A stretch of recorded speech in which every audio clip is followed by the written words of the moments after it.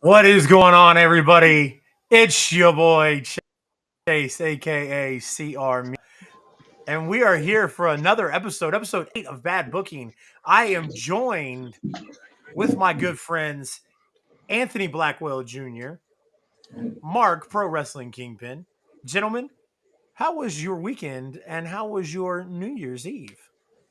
I got drunk and high as fuck, and then took over a bar that was doing karaoke and playing music, and I just sang every song we played and just dominated. I just dominated 2023. What's your song of choice? Dude, I sang everything he played.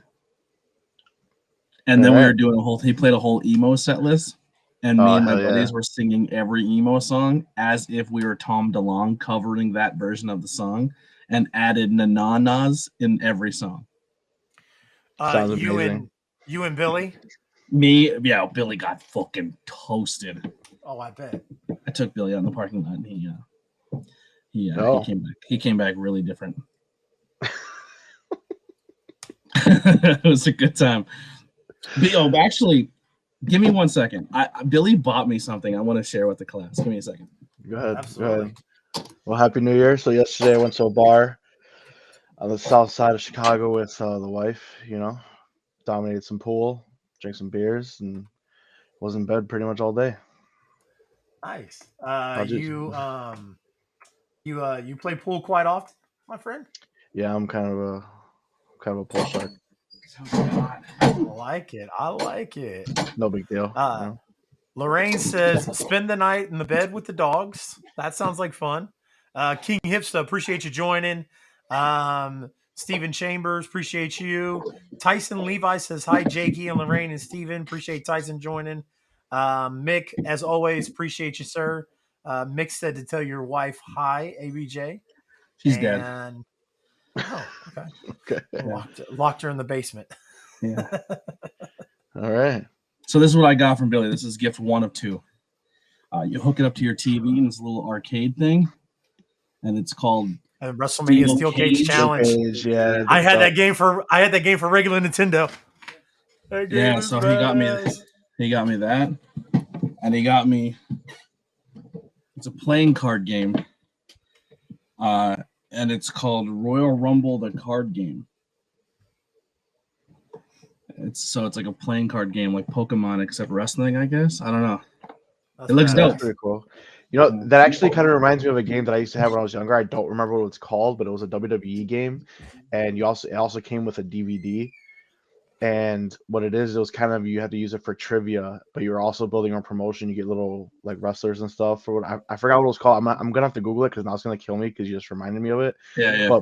But part of getting points was answering these trivia questions. So it was a board game, but it was also with a DVD that it would ask you like, name this wrestler's theme music or what happened in this moment, something like that.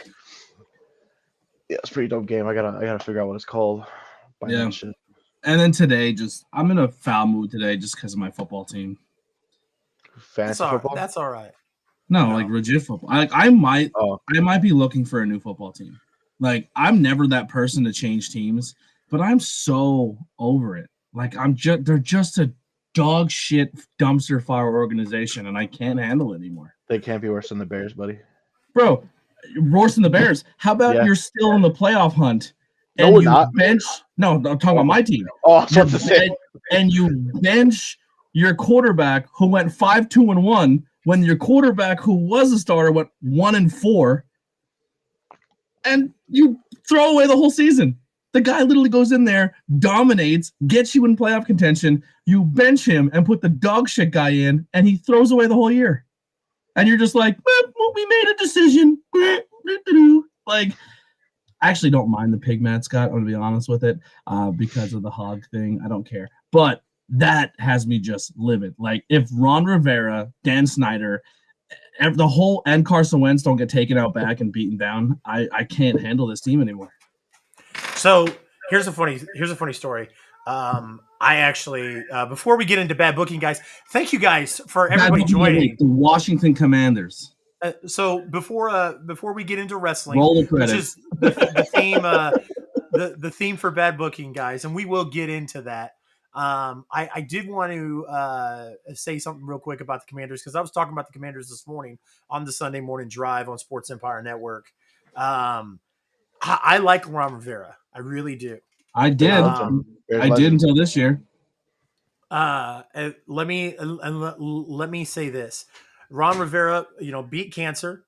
Came out on top on that situation. Which congratulations! I'm very happy for him. I'll be honest with you, man. I think Ron Rivera is trying to get fired. If mission accomplished, because I want him fired too. So here's my thing: if I'm as a minority, and Ron Rivera being a minority, if I worked for Dan Snyder, I would see. And I think the reason why Ron came back to the team was because Ron was hopeful they were going to sell. And Dan hired that special team at Bank of America to handle large transactions. And then now Dan Snyder's like, no, I'm not going to sell it. I'm backing out.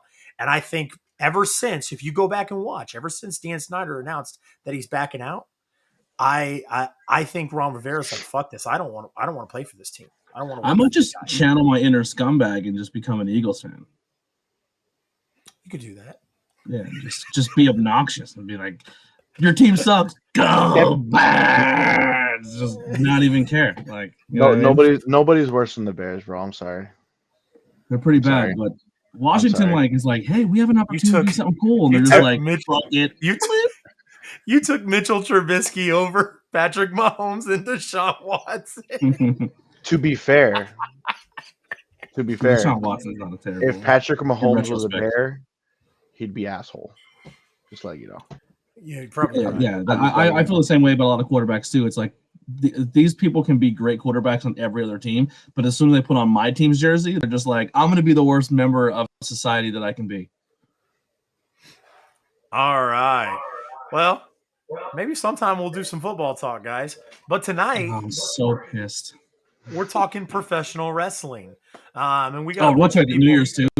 I just wanted to add this part of the story. It does make a huge. This speaks volumes of who I am as a person. So we went to a bar, and the bar closed at 9, and we're like, dude, there's no entertainment. Like no bar in our area had a live music, live band, anything. So literally, I like where we live in Pennsylvania is all just coal towns. Like it's a populated town here, and then like maybe a town with like 4 streets here, and then like another mile into the woods is another small town. And that's just kind of how rural Pennsylvania is set up. So we literally just left that bar and went to like some town that has like 3 streets in it, and it has 1 bar, and like it's one of those bars that everybody knows everybody, and we just rolled in and just started taking microphones and singing. It was awesome. I had the best time of my life. Just rolled into some random dive bar and just lived our best life. You fuck it, right? Dude, 0 fucks given. There you go. Absolutely. Appreciate everybody joining tonight, guys. Like I said, we're gonna talk a few things in wrestling here, but then the back part of our show is going to be heavily 2002 awards. 2002. So what, like 2022? I didn't prep for year or anything like that. Sorry, prep for that one. Sorry, dude. I can't even write it. I kept writing 2002. I'm like, I wish I could go back to 2002. It was a great year. Anyways, so some current events happening in wrestling, guys. I know our good friend Mick Thomason wanted us to, real quick. I want to just point this out. Everybody always says Mick Thompson. His name is Mick Thomason, not Mick Thompson. So I just want to throw that out. He calls Graves Grace. It's fine. So our good friend Mick wanted us to talk about Alexa Bliss. Cool. She's going to be with Bray Wyatt. Nobody cares. Let's go. Next topic. You think she's going to be with Bray Wyatt? 100% going to be a Bray Wyatt character, and nobody cares. Guaranteed. Here's my question, and maybe you guys in the chat know more than I do. When did this new, like, how do all of a sudden wrestling fans know about more uncles in the Wyatt Six family? So like everything on TikTok, everything online is, well, that's Captain Howdy, and that's Uncle Howdy, and this is Uncle Harper. It's another new character, and it's like that was never talked about. This is what infuriates me with this whole dumb Bray Wyatt shit, because that has never been mentioned one time by Bray. Has Bray Wyatt ever said, "I have a whole list full of uncles that's gonna come in here and talk about when I used to sleep over the house and they used to slip me a pill"? That sounds so good. Let's be fair. Let's be fair. Let's be Nice. fair. That was never, ever. I mean, wrestling fans do that all the time. Wrestling fans already have it named. They haven't nailed down who he is. I fucking hate it. I hate it. You remember that little doofus? Remember the fucking puppet theory? Well, yeah, you remember the doofus on TikTok that his video went viral because he was like, "What if the Wyatts, or what if all these characters? What if it's Karrion Kross and all the spooky characters are going to recreate the puppets?" Yeah. And everyone's like, "You're a genius!" Yeah. No, you're not. You're a moron. Here's the problem. Anyways. People have no shame, because here's what happened. They go, "Well, here's my theory, and here's what I think's going to happen." And then they're completely wrong, and they're like, "Guy's a genius." Like, I'm a fan. But really what they're saying is, "I'm a fucking idiot." But they're like okay with it. And they're just, I don't know. I fucking hate it. And this is why I wouldn't break. Dude, people break down the t-shirts and the sneakers he wears to biblical verses. And it's just so out there and dumb. I can't handle it. I can't wait till he gets fired again. So do you like? And I don't want a human being to get fired and lose his job, but I just can't stand it. It's so boring. So do you like Bray Wyatt? Or? No, I don't care about the character at all.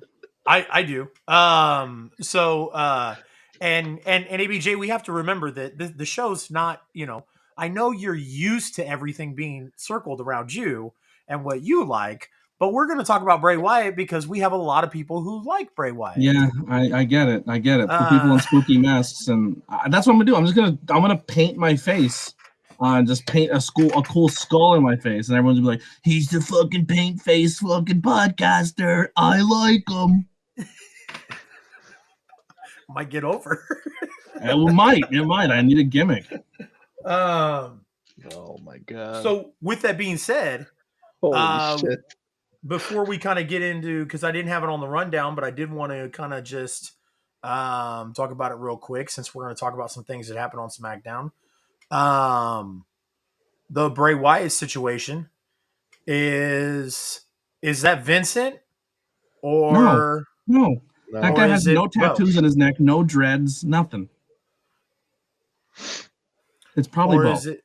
I think it's both. It's Bo Dallas. That really, really nice high-def photo someone took, like really close in. It's not even the same mask.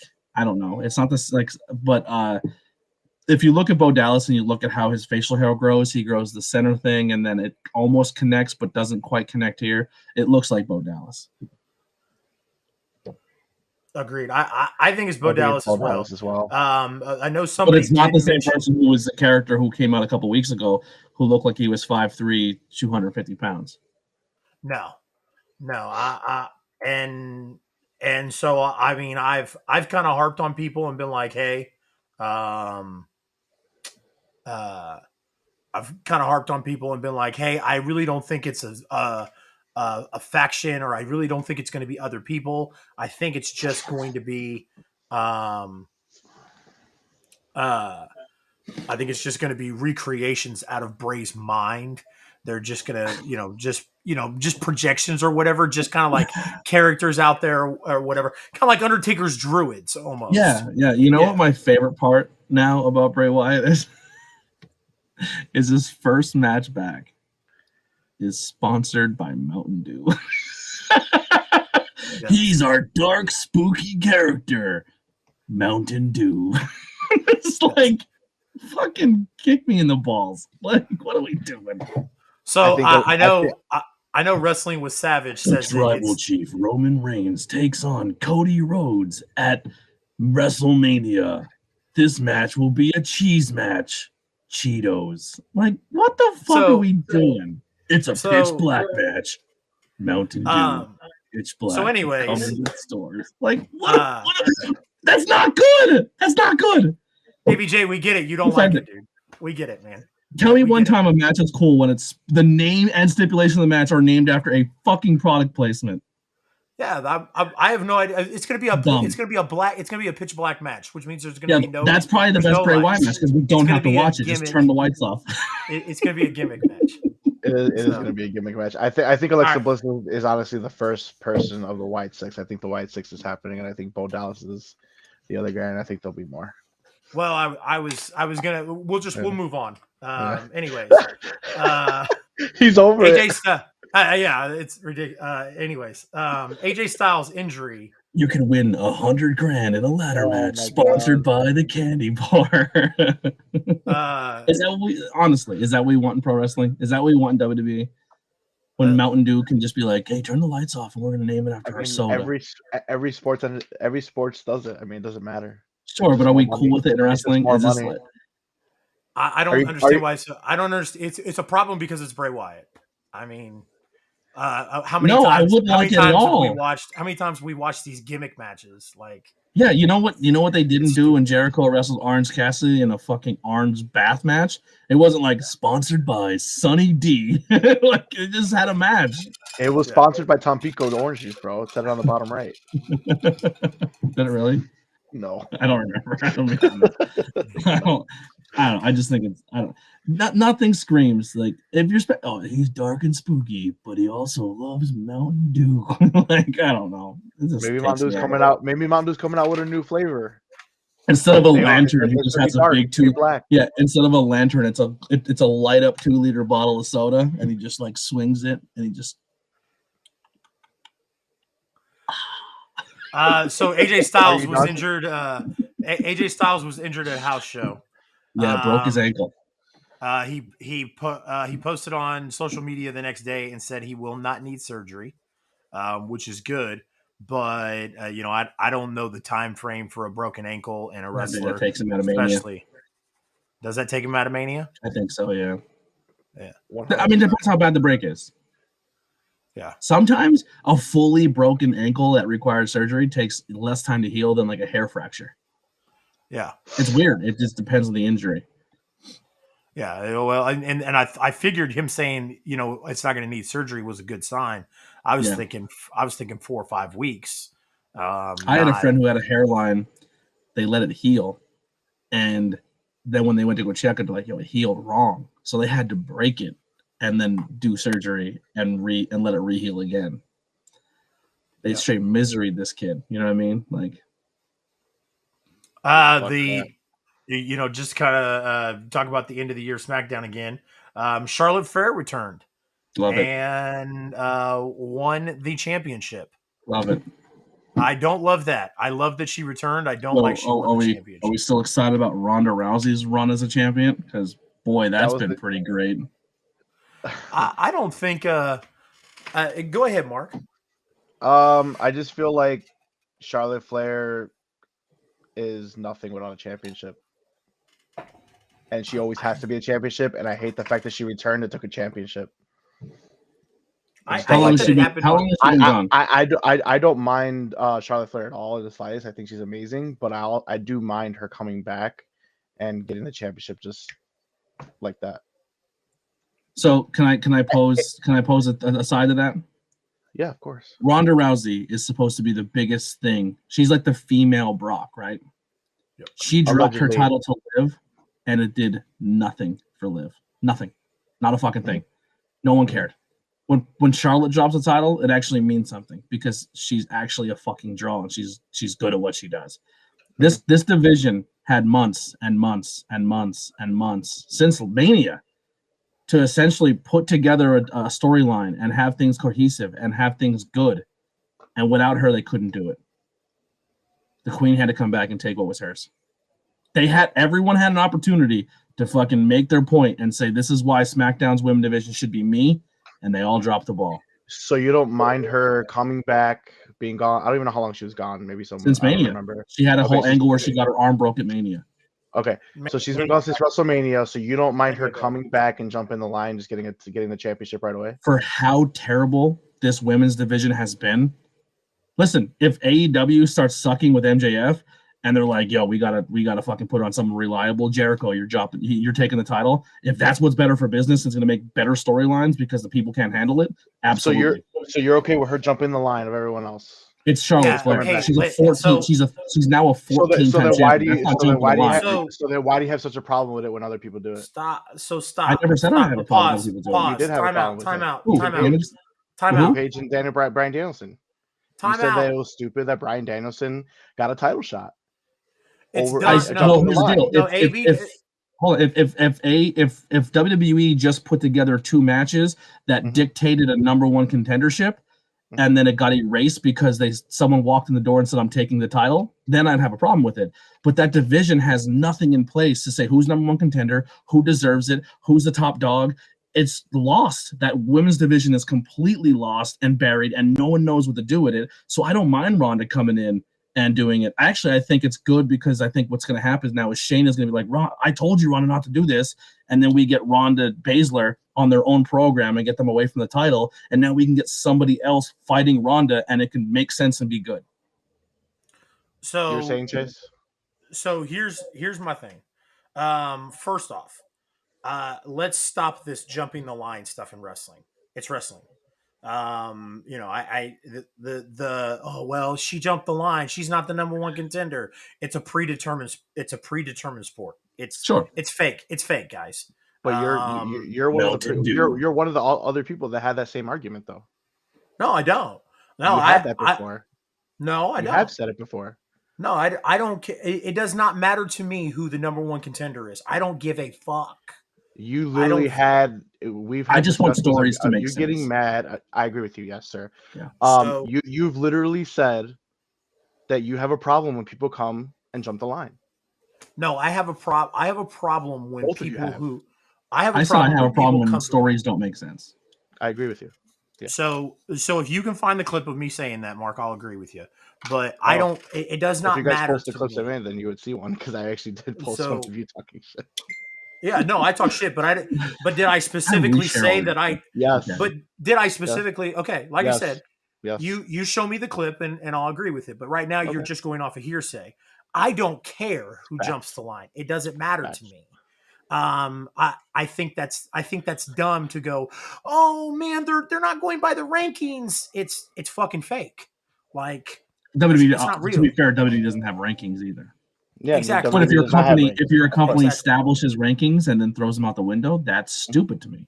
Agreed. So yeah, for sure. So I don't think that Ronda has been such a bad champion that you have to come in and go, oh yeah, we've got to take it off of her right away.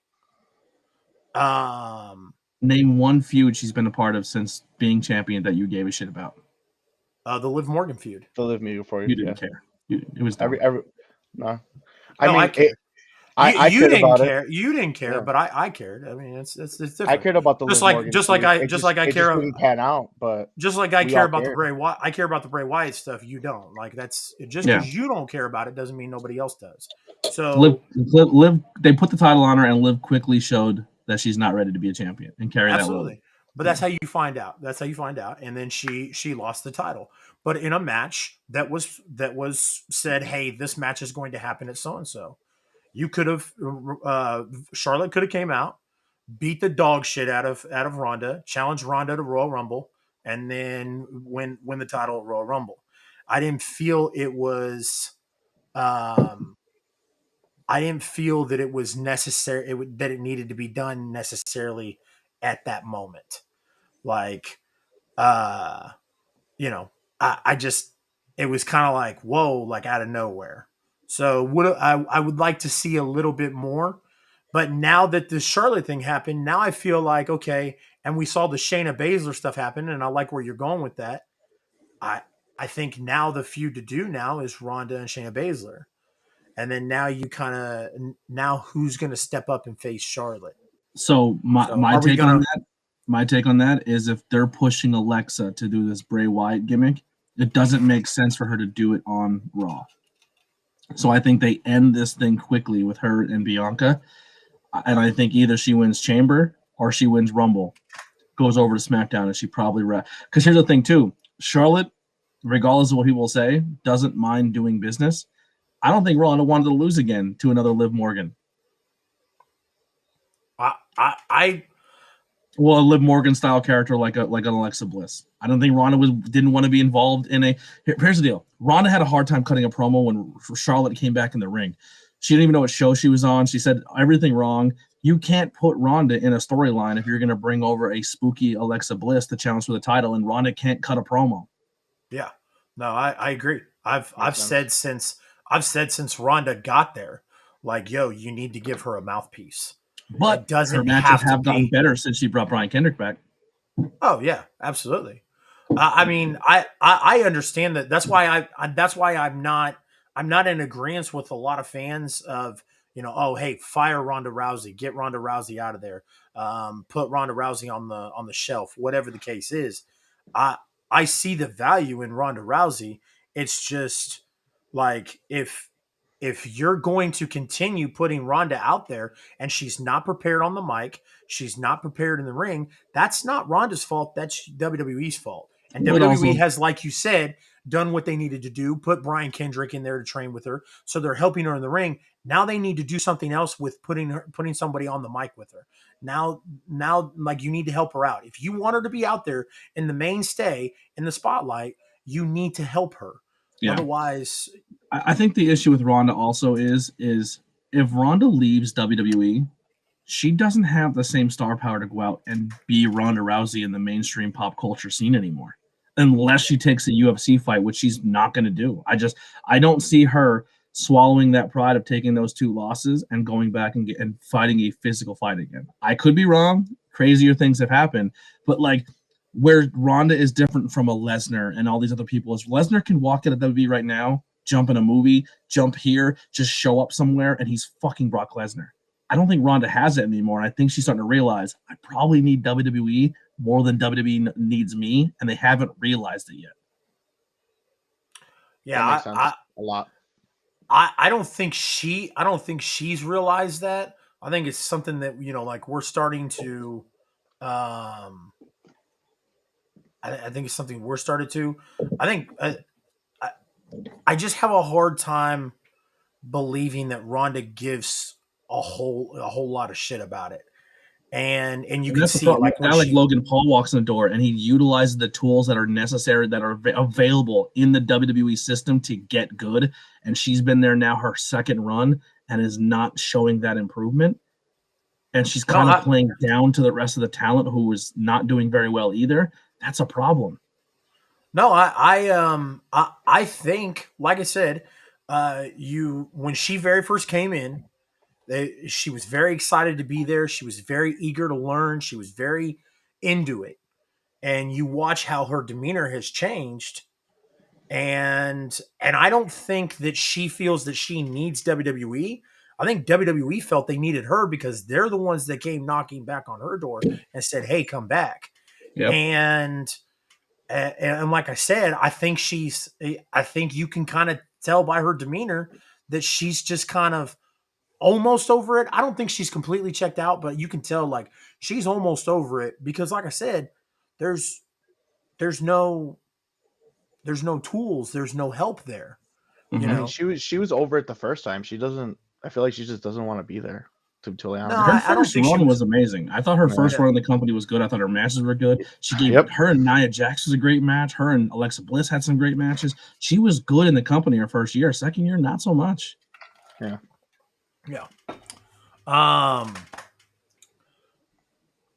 So speaking of, and it's funny we talk about Ronda Rousey because I wanted to, I wanted to compare how, when you see somebody like Ronda Rousey, Brock Lesnar wouldn't have worked if Brock Lesnar didn't have Paul Heyman, right?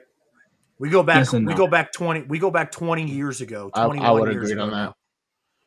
You go back Paul 21 Heyman years ago. helped the experience, but at the end of the day, Brock Lesnar just looks alone is going to get him far. Yep. But if Vince had complete control over Brock and said, go out there and do XYZ, and Brock would have done it, do you think Brock would have had as great of a career as he did without Paul Heyman under Vince's tutelage 20 years ago? Yeah, I don't think I, so. I think with Brock's pure athleticism and size and strength and look and everything, he would have been successful. But Paul Heyman definitely enhanced the product by giving him a mouthpiece, 100%.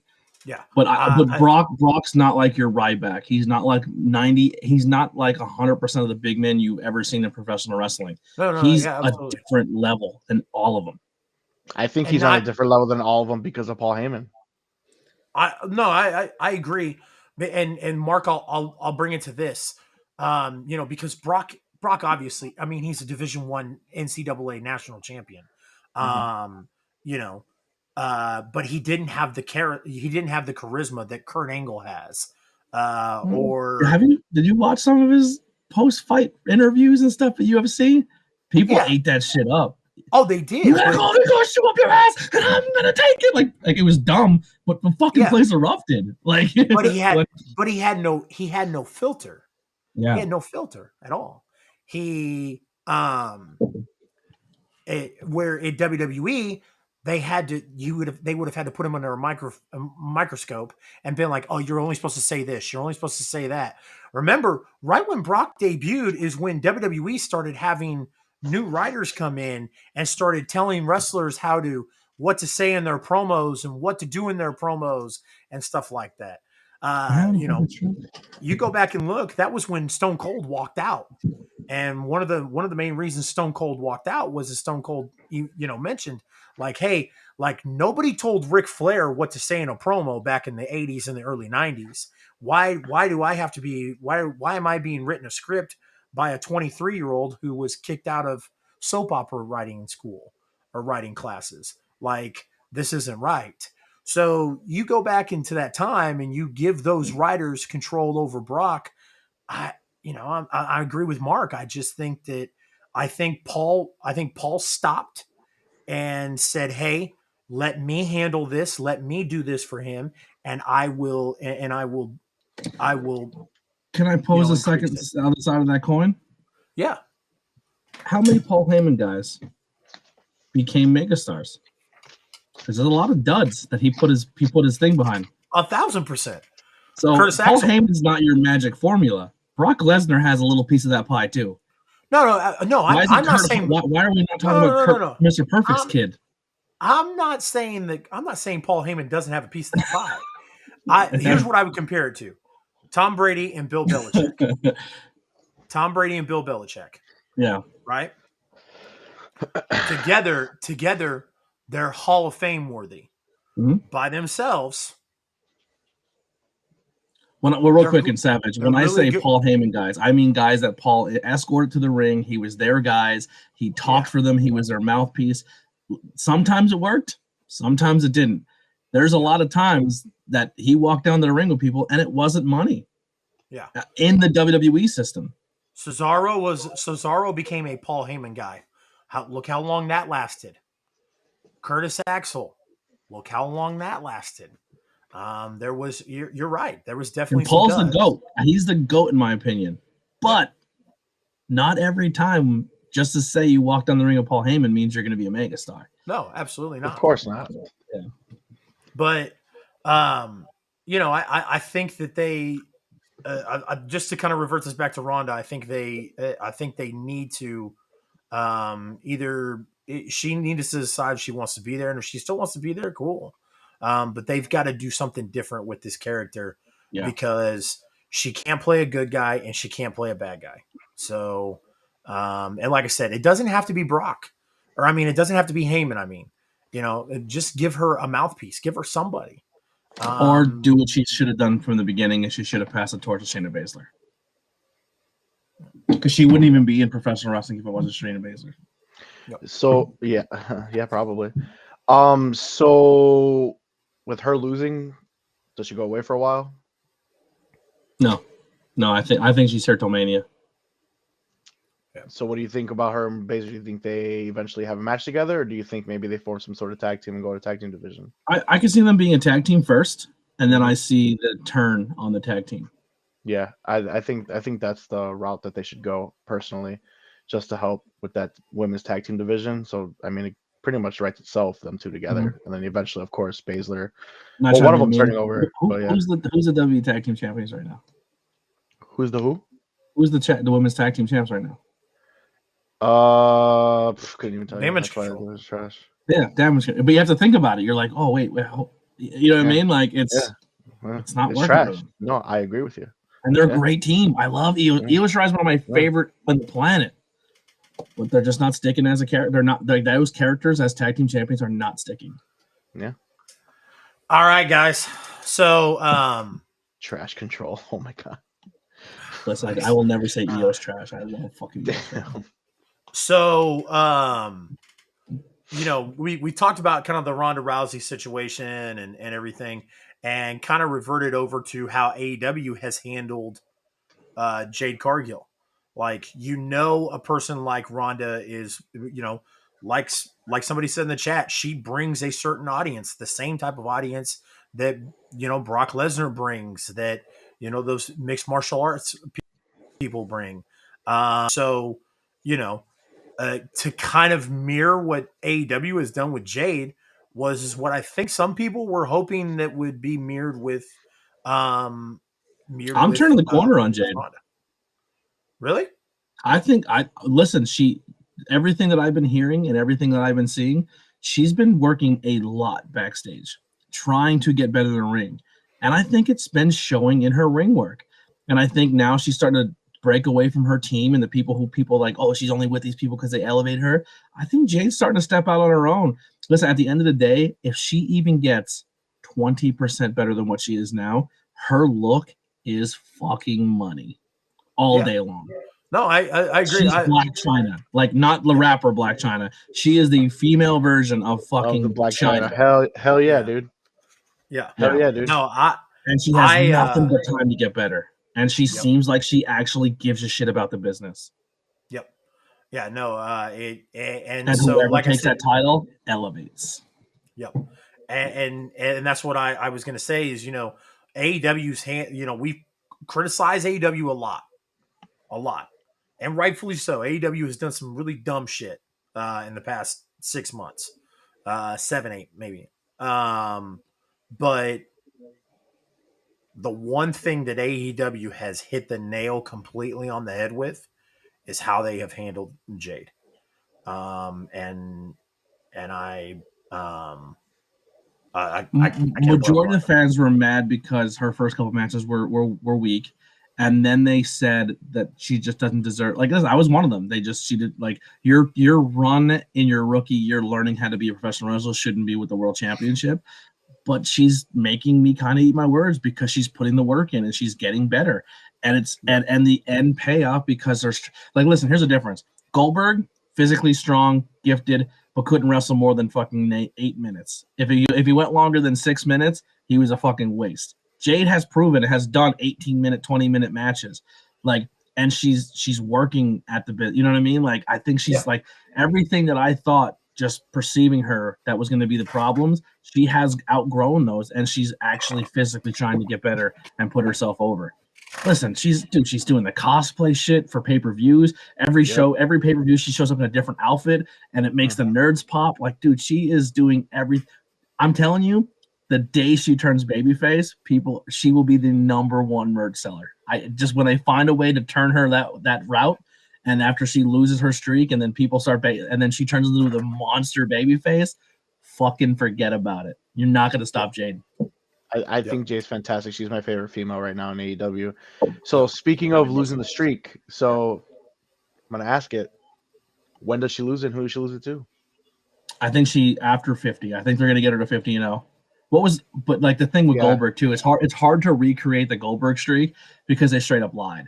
They'd be like, they would go away a week and be like, he's 100-0. You're like, where were those matches? They're like, oh, don't worry about it. So like, we don't know what legitimately I'm sure people went back and televised how many things he won, but I think they're going to try to make her streak impressive, and then someone's going to be the one to beat her. But she has to get through some storylines, and I think every storyline that she has been doing has been somewhat entertaining. Yeah, I think she's extremely entertaining, dude. The whole baddies little faction that she had, everything's been entertaining about her from start to finish. I've been super invested in Jade from start to right now. I haven't been in. I can see Statlander just because they didn't realize how over Statlander was, but also if this like I said a couple weeks ago, well, Raz kind of sparked it to us. If Mercedes is signed and they're doing the Bowell thing, which they kind of got away from, so they can work on the breakup of the baddies. It just seems to make sense if they're doing the Bowell thing that Bowell brings in Mercedes, but we're not gonna see that until after she makes her appearance in Japan. And then they're going to use AEW to promote Japan, and it's going to be like, hey, you came over and did Forbidden Door for us. Now we're going to throw you a bone and say, like, well, here's Mercedes Martinez, who's working both companies, and she might even take the TBS championship over to New Japan and fight Kairi Sane, you know? I'm gonna put this out there really quick, and then I want to move on. The report I read is that she is not under contract with New She's Japan. officially cleared as of today. No. It's not an exclusive contract is what I mean.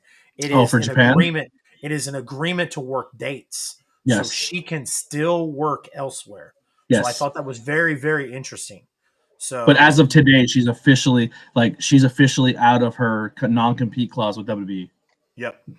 No, I when I read that about her her contract status with New Japan, I thought that was very interesting. Number one, how much money they paid her, and number two, that doesn't mean she cannot go work for AEW. Listen, man, one thing about this wrestling business AEW, bro. is you can go and work somewhere for 10, 15, 2 years, 6 months, and they might think you're worth $20. And then you take a little bit of a drive down the road, and someone thinks you're worth $100. Some people think you're worth $300. It happens in this business all the time. I'm living proof of that. You know what I mean? Just because one place doesn't see value in you, I'm telling you, there's probably somewhere else that does. Yep. So with that being said, we kind of talked about WWE, AEW. I wanted to give just a real quick grades, for the big three, AEW, WWE, and Impact. If you could grade them from A to F for the year of 2022, what would you grade each individual company? Anthony, I'll start with you, brother. WWE started as a giant D minus, ended the year with a B plus. I'm tough with the A's and the 9s and 10 scores. AEW started the year A plus, ended the year D plus for me. Impact always has the potential to be a BC show, but every time they're like, we have this young talent, we're gonna roll with this young talent, they go, let's bring in Bully Ray. Let's bring in insert legend here. And then all of those young rookie guys that they've been building up, fall right back to the bottom of the pot. And I think that's Impact's biggest problem. Literally, Impact right now, if you look at Sports Illustrated, rank the top 10 wrestlers in the world, they had one Impact person recognized on that list, and it was Masha Slamovich. Masha Slamovich was ranked by Sports Illustrated as one of your top talent, and she lost 3 title shots this year. That's they have a hard time seeing what's in front of their face sometimes. Ace Austin could have been your youngest champion in that company's history, and you could have built him to be the next AJ Styles. Didn't do it because Matt Cardona walked in the door, and then Brian Myers walked in the door, and then they went right with those guys who were the hot people coming off the other TV shows, and they buried their homegrown talent once again. So I'll keep Impact at a C. But they always have the potential to be higher. They can't get out of their own way. Okay. The only thing they're doing right in Impact is Deonna Purrazzo is going to be a megastar, and they're going to use her to put over by retiring Mickie James, which is good. I love Deonna Purrazzo, dude. Yeah, I'm a big fan of Deonna. Huge. I'll be with her next weekend. Jealous. That's not how she'll be able to show up, man. Look forward to your story next week. She's great. I mean, I've worked with her before, and I've had full conversations with her. She's a good person. She's one of those people that I met after I met her, and she remembered who I was, and I couldn't believe she remembered who I was. I was like, oh, yeah. I was like, that's crazy. All right, Mark, who you got? Or I mean, what grades would you provide everybody? This was pretty easy for me. I'm going C- for Impact, C in AEW, and B+ for WWE. Pretty much for all the same reasons as ABJ. AEW started the year pretty much A+ was my favorite show, but with the storylines being what they were, the only thing that saved them and the reason why I keep them in the C range and not as low as ABJ is because when they put on a pay-per-view, their pay-per-views are money from start to finish. Amazing matches, amazing shows, and that's pretty much what saved them from being the even worse. Other than that, that's it. Yeah, you can put great matches on, but if you can't give me a coherent storyline, I can't follow you. Yeah. And then since Vinnie Mac left, WWE has been very, very watchable, very, very entertaining for the most part. I think Raw's still too long, but other than that, that's my only gripe right now. I am going to give Impact a C minus for the exact same reasons that ABJ said. I not that I'm going to harp on the Brian Myers and the Matt Cardona thing, but I will agree. Tommy Dreamer, Frankie Kazarian, Christian Cage, Bully Ray, all these guys, and you've got Ace Austin, um, Josh Alexander, all these guys in this company, and it's mind boggling that you're still tripping over your own shoes. Nuts. So C minus for Impact. B minus for AEW. Oh. Just because I'm not going to drop them all the way down to a D because of their lack because of their lack of storylines and whatnot. AEW still puts on fantastic matches, and they've still got some of the best wrestlers in the world in that company. So I'm not going to drop them all the way down to a D or an F because of those. And then WWE, I'm really struggling on putting them in a B. So I'm going to put WWE in a B minus as well, because remind you, Vince McMahon did not leave until August. So that's over half the year with Vince McMahon's booking and whatnot. But can you agree that once he left and they had a couple weeks of just like getting what he did out of the way and then finishing off what they want, better. It was a drastic change. It was instantly better. Yeah, no, there's no arguing about that at all. NWA like I said, yeah, NWA big F. I've never wanted to punch somebody as so bad as I want to punch Billy Corgan. Yeah, I have a theory about NWA. Yeah. Anyways, so yes, WWE, I would put it a B minus or a B plus. Like I said, yeah. Other than WrestleMania, I mean, it was still Vince McMahon-esque booking. And WrestleMania was really fucking good this year. So it was probably the best Mania they've done, in my opinion, in a while. And like I said, that's with Vince McMahon's booking. So, that's the reason why they're still in the B. I would have dropped them down to a C if it wasn't for that. So, draft time, guys. Absolutely mine and a lot of other people's favorite part of this show every week is we do a 5 rounds fantasy draft. We can shorten it down to 3 rounds tonight, guys. I don't even know what we're drafting. I didn't look at the list. I'm coming in cold. Best moments in wrestling of 2022. Oh, I probably should have researched.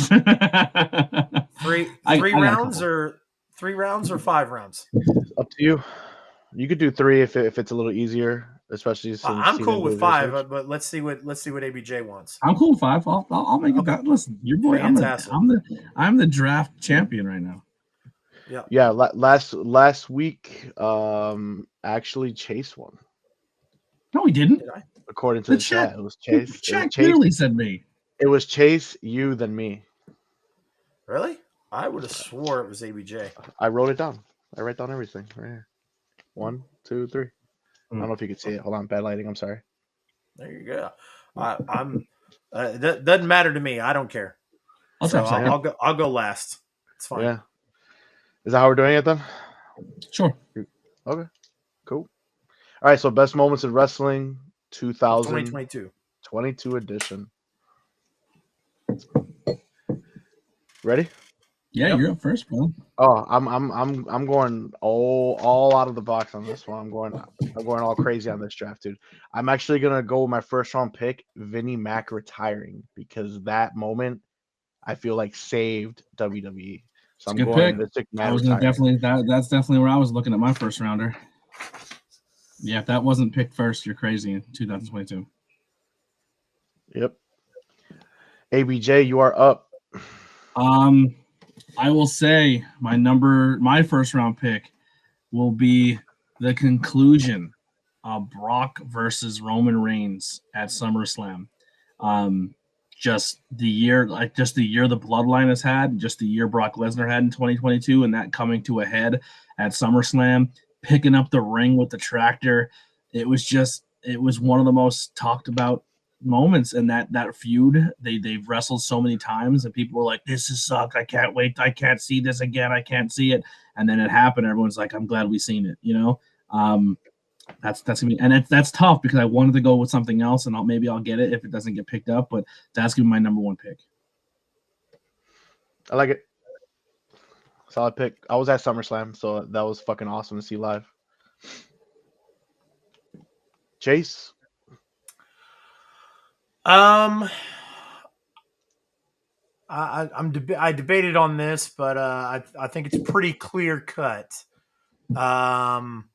Because it was talked about since it was announced that him and Tony Khan weren't going to be able to come to a contract agreement at the end of December of 2021.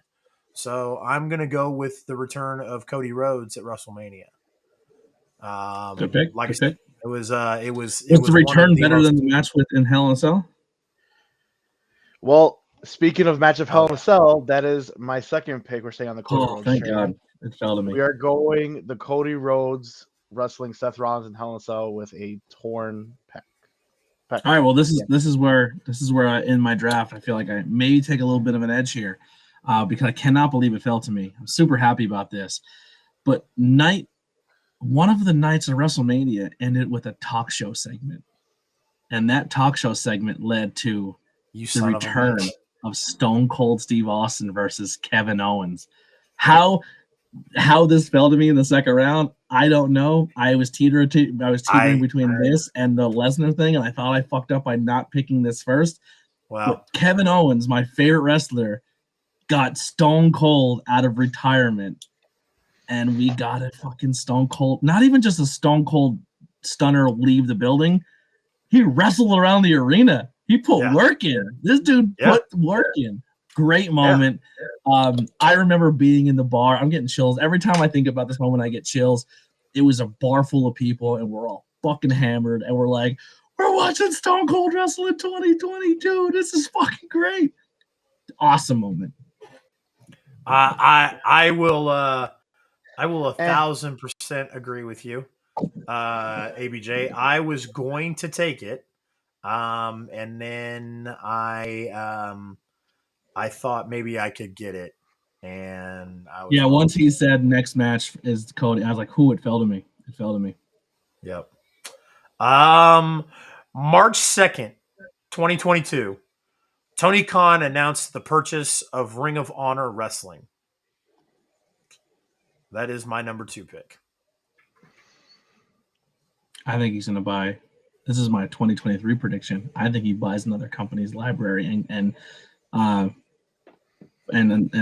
property before the end of 2023. I wouldn't doubt it. I mean, that's fine and good if that happens, but I would just rather him figure out what the fuck he's really going to do with it as opposed to just keep buying libraries and trying to put a streaming service. I mean, I don't know what he's going to do. All I'm saying is if you're going to do a streaming service and you have Ring of Honor and AEW, and I'll just say who it is, and you can pick up the NWA library and title, I'd buy it. And they're hurting bad. And looks like what's his name wants out bad. I mean, that's great as long as we don't see 55 world championships on AEW television like we see right now. I mean, you buy another promotion, then what? I'm gonna have start to finish title matches, start to finish with that NWA title being defended. I would Then we buy have it the just for the middle. catalog at that point. And then I'd be like, listen, let's establish. You know what I mean? Like, if you say, hey, Honor Club, which is eventually going to turn into Elite Club, also is adding NWA's library to it. Crazy. That's cool. I would actually debate if the NWA title becomes a secondary world title in that company. It's that prestigious. You don't need a whole other promotion, but the NWA title has to stay alive. And that could be a title that just travels.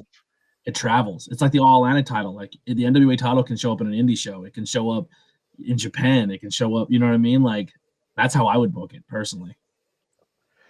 All right. My number 3 pick will be extremely controversial. For reasons being, I am going to pick AEW's CM Punk media scrum. Reason being, Chase's favorite word, I think it's a fucking work. And it's going to lead to one gigantic genius kayfabe thing when CM Punk comes back with FTR to feud with the Elite. Hate me. I don't think it started as a work, but I think it's going to turn into a work shoot. It did not. It did not start off as a work. 100%. It was definitely a shoot that's turning into. I think they used the dirt sheets. By the way, me Chase. I think they used the dirt sheets to make it bigger than what it was. So I'm gonna go absolutely. Yeah. I'm up. Yep. All right. My next pick is the rise of one of the top teams in professional wrestling in 2022. They came out and no one expected them to be as big as they were, and they proved me wrong because they went up against who I thought was the most popular tag team in the world and beat them clean. The rise of the Scissor Me Daddy Ass, the Acclaimed, having a 20-22 is going to be my 3rd round pick. Great pick, my guy. Chase, is this the last pick, or are we going 5? We'll go 5. Well, no, we'll go 5. All right, we'll cool. Go 5. Shit. There's a couple I could go with, but I really want my 3rd one to stand out. If my 4th round picks falls to me, I'm gonna be very happy. I think it might. If he doesn't pick my pick, I don't think me and you are complete. I don't think we're thinking the same thing whatsoever. And this is why I win almost every week, you know. Well, you lost. So. I have to go back and check your fucking write downs, but I think I won last week. That's all right. I'm still dominating. Hold on.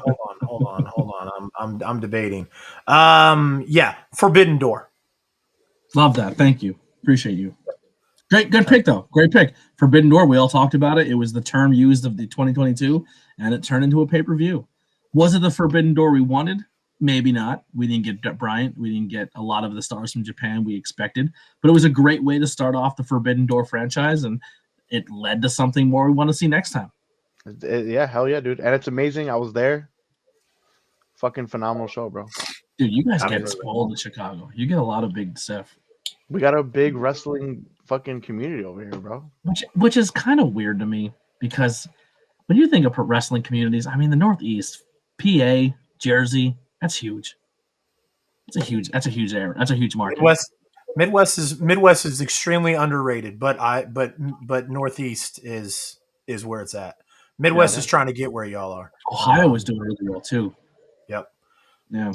All right. So for my 4th pick is I'm gonna go the creation of the Ring of Honor Hall of Fame. Wow. I love you, but that's a huge drop of the ball right there. This guy just talks shit about every pick except his. It doesn't matter. He goes, "Yeah, man, that was amazing." But out of everything to pick in 2022, that's what you land on. Is that not great for you? Not out of everything that happened this year. No. terrible. The Ring of Honor Hall of Fame. Yeah, dude. All right, ABJ, who's Ring your of Honor's home who's to your many of the pick? stars that you love today. All right, well, let's buddy. talk about a legit moment that people talked about this year.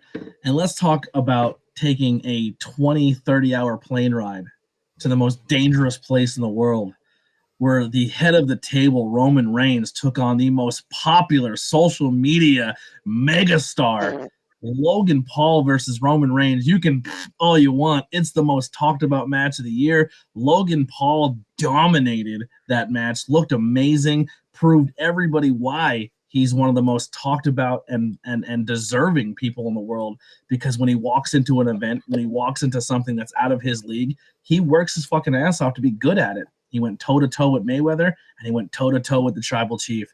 Logan Paul earning respect of the WWE Universe. A crown jewel is going to be my 4th-round pick. Steal. What a steal. This guy, dude. I got to talk it out. Whatever, man. Whatever, bro. Go ahead. Whatever makes you happy. I'm so I fucking special. thought for sure you're gonna, pick Brodus Clay as NWA champion. I mean, I was close, but I felt Logan Paul deserved a little more. All right, I'm gonna go with a different pick here, and I really really hope this doesn't bite me in the ass. But I feel like yeah, no. In May of 1999. We're drafted for 2022. I know. In May of 1999, I went with one of my best friends, Matthew Tiller, to Over the Edge 1999 in Kansas City, Missouri. And Matt's favorite wrestler was Owen Hart. His wife sued every institution in Kansas City and every institution involved with WWE at that time. His wife wanted nothing to do with wrestling because WWE was the mainstay in wrestling. She wanted nothing to do with it at all. She didn't want Owen Hart's name associated with it whatsoever. Great pick. This year, Tony Khan and Martha Hart, Owen Hart's widow, created the Owen Hart Invitational Tournament, where Adam Cole and Britt Baker won that tournament. Whether you agree with how it was done or not, the fact that Martha Hart opened her door to professional wrestling again and allowed Owen's name to be used after 20 fucking years, 20 plus years. The fact that we got, I'm getting chills. Good fucking pick, man. The fact I might cry. Great pick. Fucking the fact we have Owen Hart merchandise. The fact that there's Owen Hart wrestling figures. The fact that in a short couple months we are going to be playing as Owen Hart in a video game again is fucking special. Great fucking pick, Chase. That might be great fucking pick. Great pick. All right, Mark. My last final pick. I That's am a fucking going. Steal. Wow. It's a huge steal. Huge steal. Wow. Yeah. He Wow, fucked us. Chase. He fucked us. Fucking good for you. He fucked us. Wow. All right. Number 5. I am going. The honorary Usos Rise, Sami Zayn with the bloodline and what he's done with the bloodline and how over this fucking guy is that we have the marks on TikTok speculating if he's the one who's going to take the title from Roman. No, he's not. Wow. On record. Wow. Shots fired, tantalizing Taylor. He's not, by the way. But man, Sami Zayn's fucking honorary Usos Rise. Real quick, let's talk about Sammy's, not just Sammy's, honorary Usos Rise. Sammy's 2022 in general. We had a lot of people have the nerve to make fun of Sammy for having a wrestling match against Johnny Knoxville. I loved it. And it was entertaining as hell. It was great. I actually wore my Jackass shirt to New Year's party yesterday. I love Jackass. I miss Jackass, bro. And dude, like that match helped propel Sammy into the honorary Usos position. And so Sami Zayn has just had a phenomenal year altogether. At the beginning of the year, guys, because of where my stance on was with AEW, I was so critical of Sammy and Kevin renewing their contracts with WWE. Me too. Because of where I hated it. everything I was was. so mad at Kevin. I was so mad at Kevin. So mad. And look at it now, man. Like it's just it's crazy. So that's a phenomenal pick, Mark. And like I said, not just his Sami Zayn's 2022 in general. Great pick for a final pick. I agree. It is a phenomenal pick. Thank you, but you fucked us with the Owen Hart pick. So yeah, my last pick's not gonna. My last pick's completely just being selfish at this point. It has nothing to do. I don't think it has. I think it holds stock for maybe two people in this room, and everybody else doesn't give a shit about it. But for me, it's when you get to see people you truly care about and people who work their ass off in the independent scene and you're close friends with get opportunities to be on TV and dominate. And the signing of Willow Nightingale and Action Andretti to AEW is in my fifth pick. Just awesome for me. It's awesome to see. And I have tons of friends who work dark, and that's cool, and Elevations and all those shows. But the fact that Willow got a whole Tony Schiavone interview, Willow Nightingale is AEW, Action Andretti beats Chris Jericho on Wednesday Night Dynamite to an entire crowd chanting "Jobber, Jobber, Jobber." They don't get better for me than that. For me, it's probably my number one pick of 2022 because it means more because I physically know the people, I personally know the people. But that's going to be my fifth round pick. And I know it probably doesn't get me much stock in everybody else's top moments. I didn't take Bray. I didn't take the other things that are probably out there. But for me, it's important, and that's what I'm going with in my fifth pick. Tier. Dude, I don't think I had a moment like when Jericho lost to Action Andretti on Wednesday Night Dynamite. That was my heart race so great. I can't even put people in the description of what that meant in our group. Like our group chat that we talk like with wrestlers and I have promoters who low-key aren't fans of each other, and I have like 4 or 5 local promoters who are in the same group chat that was supported the podcast, talking wrestling with each other, and talent and other content creators who are in this wrestling chat. If you'd like to join it, you guys are more than welcome to. It's a Facebook page. It's a Facebook chat that goes off all the time. You can mute it. If anybody wants to come talk wrestling, just let me know.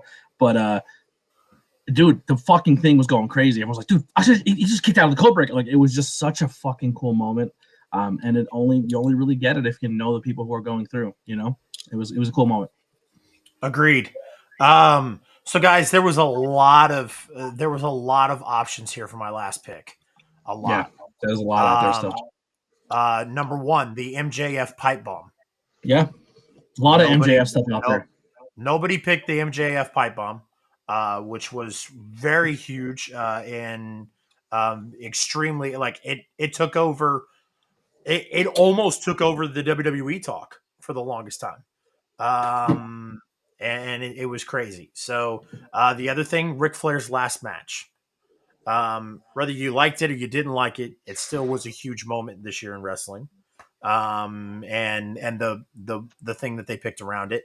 But my final pick, guys, I'm going to go with the feel-good moment still. And my final pick of the draft is Saraya's return to the ring. Good pick.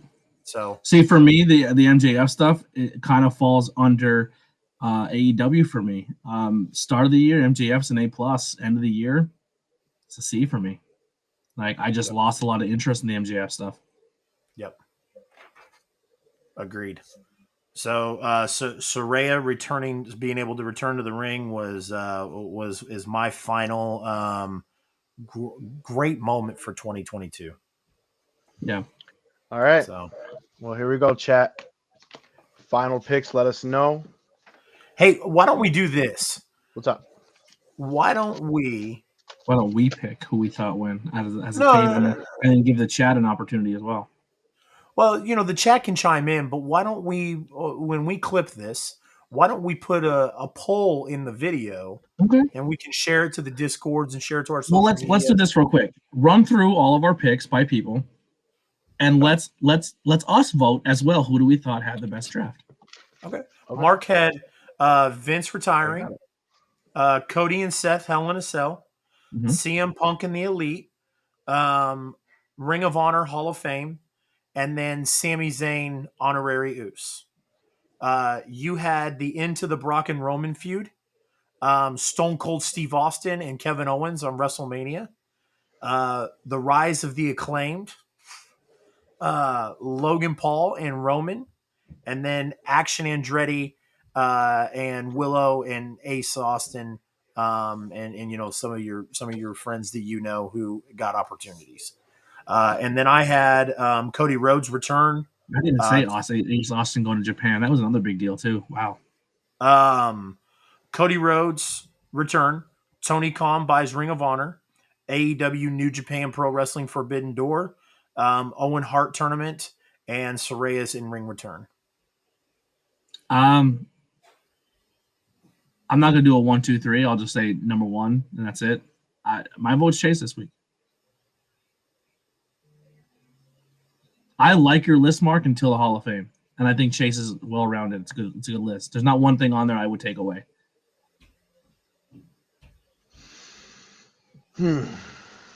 I know my 5th pick is not for everybody, but I think Chase is over. I don't know. Yeah. It's between me and Chase, I believe. I think Chase gets it because Owen Hart. I'm gonna go with Chase. Yeah. I'm going unselfish here.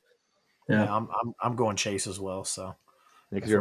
So I like my list, but I think my 5th pick is where my downfall is because it's not meant for everybody. I don't think it's I don't think it is at all. Just because unfortunately ABJ, or not unfortunately, but ABJ, you and I both are so deep into this independent wrestling scene, that it's fucking. Dude, I fucking pop when I see my guys go on dark and get a fucking. Bro, another cool moment happened on New Year's. Yeah. Fucking another guy in the independent scene I absolutely love, who's the fucking craziest, biggest psychopath in independent wrestling deathmatch scene, and who's also the biggest fucking teddy bear, and I love him to death, just won the IWTV World title. Fucking Matt Tremont. Yeah. Matt Tremont went in there with all former IWTV champions and fucking walked out as the champion. It's awesome. Yeah. Well, we'll have to get together sometime and do we'll have to get together here soon and do some best moments of 2022 in the independent wrestling scene. I put Billy Starks on that fucking list. Billy Starks, I interviewed her this year. She's the same age as my fucking daughter. And she just debuted on AEW the other day. And she's been killing. Am I the only one that he's like going crazy for right now?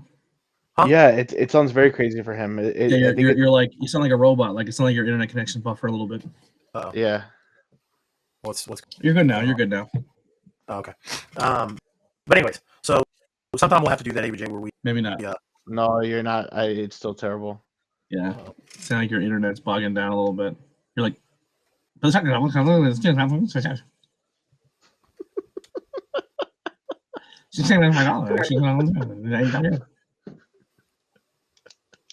on your upper left hand corner, are you all green bars, or you got a little bit of a little? Yeah, I'm all you're all green. Yeah. All right, so we getting into our end of year awards now. End of year awards. Yes, we are. I'm going to recycle a lot of what I have from our show. On our show, we did a Wrestler of the Year, which is a male, female Wrestler of the Year, Tag Team, Match of the Year, Most Improved, Feud of the Year, Babyface and Heel of the Year, Comeback of the Year, Inspirational, Rookie of the Year, and then we threw a few independent ones in there. Not saying you got to do all the independents or any of those, but that's kind of what we kind of go off with the PWI list. Like we kind of ripped off PWIs a little bit. So if you would have looked at the rundown, we have Tag Team of the Year, Feud of the Year, Comeback, we're very similar, Comeback Debut, Breakout Star, Female and Male. So that's it. Just because Breakout's very similar to Most Improved. Yeah, pretty much. Yeah. Breakout. So with that being said, we'll start off with Tag Team of the Year. And how I'd like to do it, guys, this is how I envision it. All three of us kind of compile a list of 5 tag teams, and then we agree on who we think our 5 best tag teams. Well, this one's no contest. This one's a no contest. 5, though? Yeah, you can name 5, but there's only one real answer here. I think there's only 2 possibilities and one real answer as well. Yeah. Anybody but FTRs is done. Yeah, FTR was number 1 tag team of the year. Okay. So I had FTR, Usos, the Briscoes. Uh-huh. I had Team Bussy, and I had the Acclaimed. I had FTR, I had Acclaimed, and then I had Briscoes. Okay. Yeah, I only did FTR, Acclaimed, and Usos, not Briscoes. Yeah, Briscoes they only wrestled like 4 or 5 times this year on TV or pay-per-views, and Yeah. every time it was was also with FTR. But Yeah, yeah. I put Usos over the Briscoes. Those are my top 3 of the year. And I think the number 1 is probably FTR. Okay. Yeah. All right. That's cool. that's my vote. That's my vote. Yeah, I think it's unanimous. FTR number 1. Yeah. All right, bad bookings tag team of the year 2022. First ever. FTR. Yep. Love it. You love to see it. I do too. All right, guys. Let's do feud of the year. I had MJF, CM Punk, Brock Lesnar, Roman, Seth and Cody, and that was kind of all I got through on that list. I figured I would. I actually had those 3, and I had FTR and Briscoes on there as well. So I kind of have the same 3, but I wrote just Bloodline verse insert here. Just the Bloodline in general. If you were involved with the Bloodline, it kind of was like, sure, Lesnar was there, but the Bloodline as a whole feud versus the company, for me, is number 1. I had number 2. I had Seth versus Cody. I know it wasn't very long, but I think the match quality and what we got out of it was good. And then my number 3 was Punk MJF. Okay. Yeah. Mine was, like I said, pretty much all the same. I actually forgot to do the CM Punk. I'm sorry, not CM Punk. Seth and Cody one. That's a pretty good one too.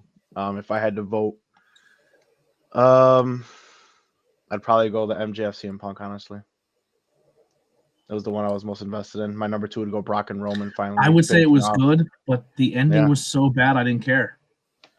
You really thought the ending was bad? We didn't get what we wanted. We didn't get what was supposed to be. MJF never beat CM Punk for the title. It never happened. Yep. It's like watching a really good TV show and then they change writers and it just like it's like Heroes. Heroes was such a good show and then it just dropped over. You know what I mean? Like disappointing. That's my vote. What's your vote? Who do you got? Well, I would like for us to come to a unanimous decision on who number 1 is. Because we can't make graphics and say bad bookings feud of the year. Well, where do you lean? What's your number 1? I mean, when you go to the hall, when you go in the Baseball Hall of Fame, it's not a unanimous decision. I mean, it's 75%. It doesn't matter. Well, Chase, what's your number 1? My number 1 was MJF and Punk, but okay, I didn't get. Okay, are you sure? 2-1. Who are you voting mine's for? Bloodline. Mine's Bloodline.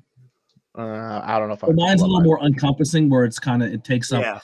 Yeah, you know what I mean? Because I don't see, like, sure, Lesnar, Roman storylines are one thing, Sammy's feud with this, but I just group it under one whole thing because I think the stable of the Bloodline feuding with everybody was just all encompassing. I can't just say like Roman versus said person. I just think feud of the year, Mark versus Chase. I fucking love that. No, but I think my pick is the Bloodline. I think it consistently stayed good all year round, and we still even haven't gotten the payoff yet, but it's just been good. But if it's 2-1 Punk MJF, I'm cool with it. All right, 2022 bad booking feud of the year, Punk versus MJF. There it is. All right. Comeback debut of the year. Cody. Yeah, I had Cody, Stone Cold, Page. I had Cody, Stone Cold, Page, Damage Control, Bray. Were my five picks. Yeah, I'm Saraya, Steve Austin, Bailey. Yep. I think of those two, they're my favorites. So if I had to pick a vote, it would have to be either the Stone Cold one or the Cody one, to be totally honest.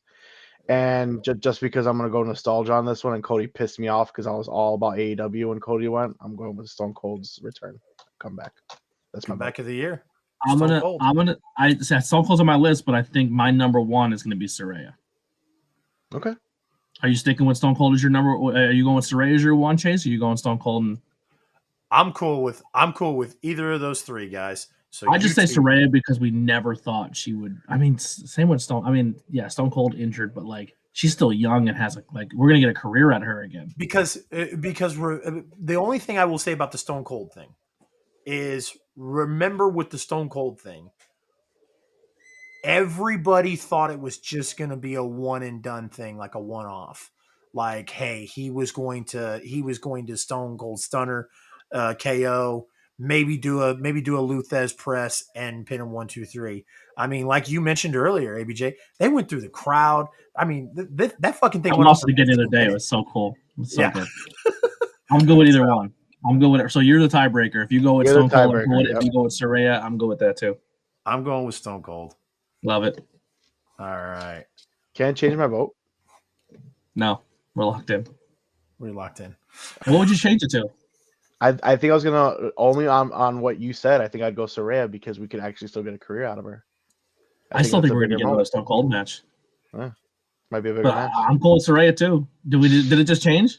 Oh no! Why don't we say do Stone both? Cold. Why don't we do both? We'll go Stone Cold. We'll go Stone Cold. Yep. Stone Cold. Stone Cold. It is. Stone Cold comeback / debut of the year. You didn't vote for Saraya because she fucking shit on you on TikTok. I see what you're doing.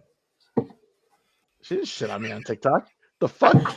She said fuck you on TikTok. She didn't say shit. She put a sad face. Yeah, you made Saraya sad. Now you're doing it again.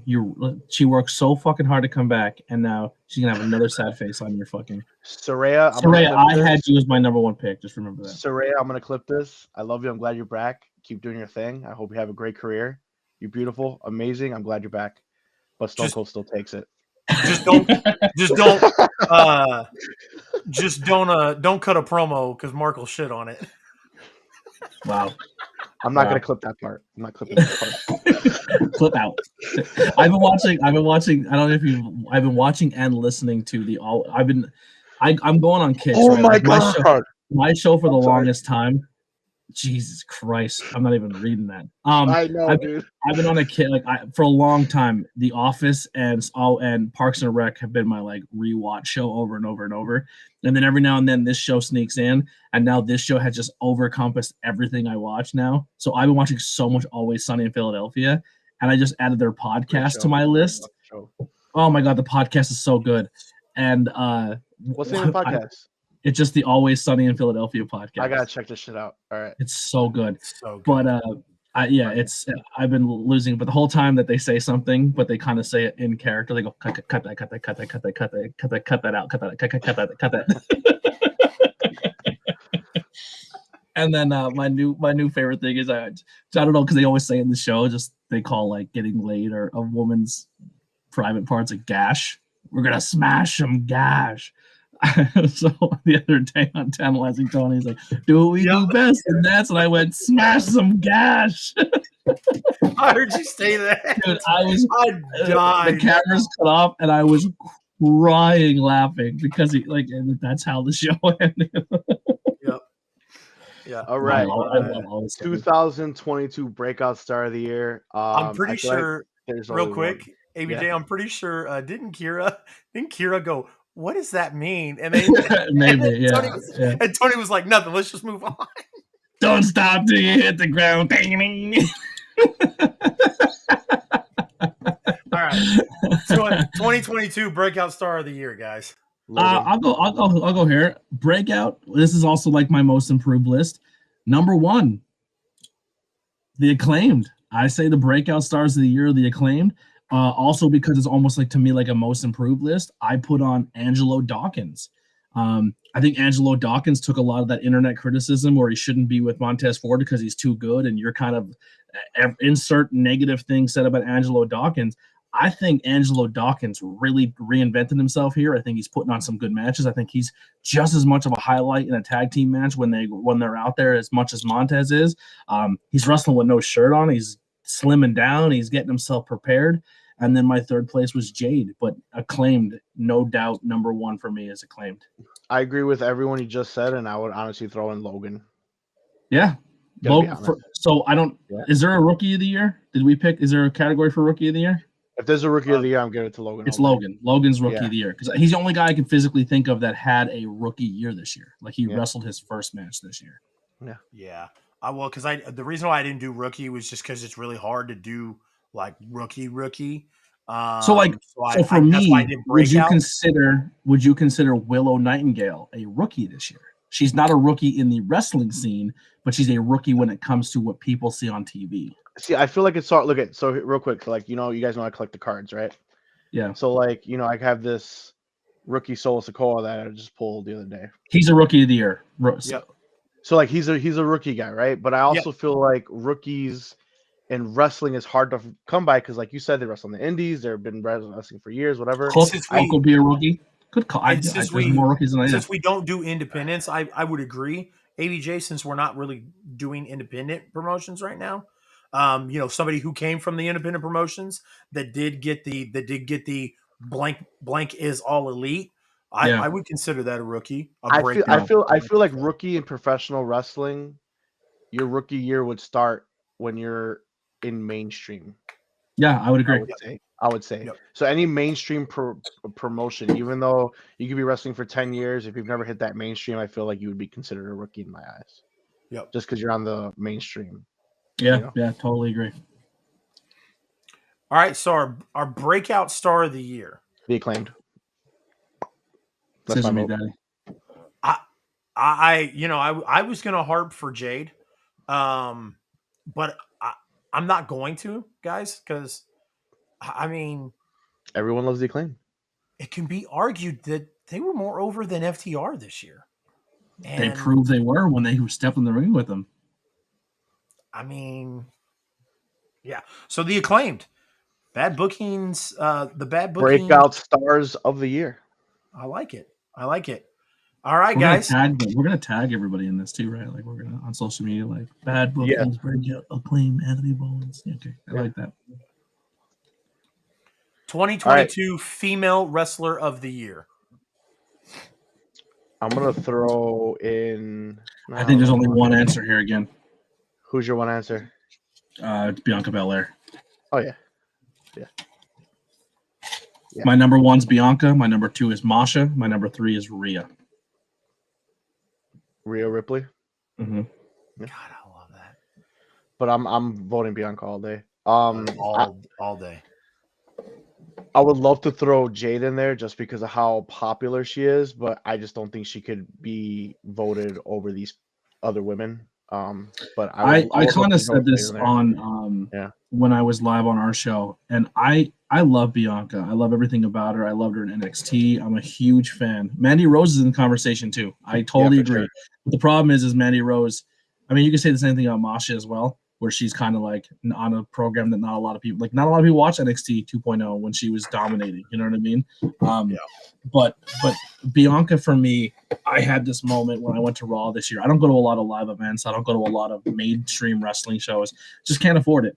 But when I was at Raw and I was on the floor, and the way I seen young girls who were people of like people of color, like young black girls who were looking at Bianca when she hit the ramp, like I looked at like Savage, like I looked at Shawn, like the representation is just so powerful for her. And I was just like, dude, that's not just a new wrestling fan, but that's a demographic of wrestling fan that's not really represented very well. And she's just so much bigger than just being a dominant champion. Everything she stands for, everything she represents, she is money. She's an absolute money, and I love it. Yeah. I wasn't laughing because you said that. I'm laughing at Jakey Bakey's comment. Daniel said, "What about Manny Rose?" And then Jakey Bakey said, "Manny Rose is my shoe polisher." So I don't know that. That's that fucking got me. So yeah. But I 1,000% agree with everything you said. I think that's why hands down Bianca would be, was because I think one of the most shocking moments last year was Becky coming back at SummerSlam and beating Bianca squashing Bianca, and the way like Bianca's fan base and the majority of wrestling fans, of course, you had They some stay with her. but the majority of wrestling fans were like, no, that shouldn't have happened. This isn't right. We want Bianca back. And Becky didn't get the heel heat she thought she was going to get by doing it. Like, it didn't give her the heel heat she thought she was going to get. It just gave her more of a babyface vibe. Yeah. And not just that, but you also look at, we brought up Liv Morgan earlier. How many people said no to Bianca? I don't like Bianca. We don't want to see Bianca win. We already saw Bianca last year. We want to see Liv. How many people ate their words and flipped? Not just shut up, but flipped to Bianca fans after they saw that Liv Morgan couldn't do it, and Bianca still could. So I love that pick. As long as Mark is cool with that pick, it's unanimous. Fantastic. 100%. Bianca Belair, female wrestler of the year. Bad bookings, female wrestler of the year. Yep, 1,000%. All right, male superstar of the year, male wrestler of the year. No match of the year? Did I have a match of the year on there, Mark? No. We do now. We do now. Match of the year, bad bookings, suggestions? I have 3. I'll put my 3 out. I'll go from the bottom to the top. Number 3 for me is Roman Logan Paul. Number 2 is a match that when on paper people saw it and said, this is fucking stupid. This doesn't deserve to be on this card. And then it ended up being the best match on the card. I'm going with fucking Will Ospreay versus Orange Cassidy. Forbidden Door. Yep. That was my pick. And my number 1 is kind of all encompassing. It might be a cheat, but I just wrote FTR Briscoes. Fucking pick one because they were all awesome. my pick was Orange Cassidy versus Ospreay at Forbidden Door. Saw that live. Fucking amazing. Stole the show. Yeah. That's my pick. Even though Roman versus Paul was a billion times better than I thought it was going to be, I'm still going Ospreay versus Orange Cassidy as my number 1 clear cut all. Do you have anything else you want to throw into the hat here, Chase? Hell in a Cell with Cody. Yeah.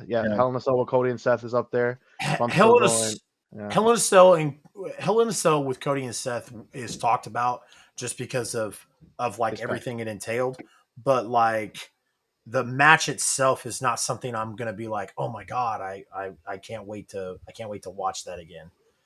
A match that I have watched multiple times this year, and I'm totally cool with it being looked over because I'm totally cool with going Ospreay and Orange Cassidy if you guys are cool with it. But the two matches I want to talk about, the dog collar match between CM Punk and MJF. I don't know if you guys know or not, but I am a huge fan of callbacks in wrestling matches. Huge. They had a lot. I fucking love when wrestlers send little love letters to wrestlers of the past in their matches. Punk's always doing it from heart. If you go back and watch that match with Punk and MJF, that dog collar match, Piper and Greg Valentine, dog collar match, and then him and Raven's dog collar match. And him and Raven's dog collar matches is one of my favorite matches from ROH. So that match, I would throw that out there. Like I said, it doesn't have to stick. The other one, though, I do want to put up for consideration: Sheamus and Gunther. Clash of the Castle. Great match. It's very high for me, but I think Sheamus Gunther, people knew that was going to be as hard hitting as it was. Yep. Where I feel like Logan Roman was so overlooked and it just beat all expectations, as well as Orange and Ospreay. And then, like I said, every time FTR Briscoes got in the ring, you could say the dog collar, you could say the first time, they were all just unbelievable. Yes, agreed. Yeah. So I love your two picks, but it's hard for me to get off the ones that I put out there. But if you're on the same page, Chase, we'll go Orange and Osprey. Orange and Osprey all day. Orange and Osprey over FTR on the Briscoes. Listen, if you pick FTR Briscoes, I'm cool with that too. You could be the tiebreaker. You're the tiebreaker again. I'm voting. That was my favorite match of the year. I've watched it a million times. I've watched it live. That was my favorite match of the year. So you're the tiebreaker. Orange Osprey or FTR Briscoes? I really hate you guys do that to me. Dude, I love that match so much. Like there's I have a lot of fair weather. While you're thinking, let me know interrupt me when you have your choice. No, you're fine. You're fine. But yeah. So my fantasy football league is a wrestling based league, but there's a lot of fair weather wrestling fans in there that they'll just I only like the old stuff and blah blah blah. So one of my buddies we were at last night, for New Year's, and he's like, I've been watching, the live stream here and there, it's pretty cool. He's like, I haven't watched AEW, I'm always just WWE, WWF, whatever. I was like, what would you watch to AEW? I'm like, dude, look up YouTube or wherever you had to find it. It's always that match. I'm like, go watch Osprey versus Orange Cassidy. Those are two guys you don't even hear about. It's because you're not a big, wrestling mainstream type of guy, and it'll blow your fucking mind. That's how much I love that match. Yeah, that's the first. Another one I'll put out there too, just because it was one that I kind of already seen before, and I thought they did a good job of recreating it. Wheeler Yuta, Daniel Garcia. I thought they had some good matches this year too. Mm-hmm. They did. You got a tiebreaker for us, Chase? I don't.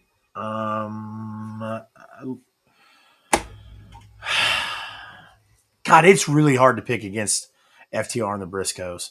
But I'm right there with you on the Orange Cassidy and the thing. But the fact that how many tag team matches win match of the year?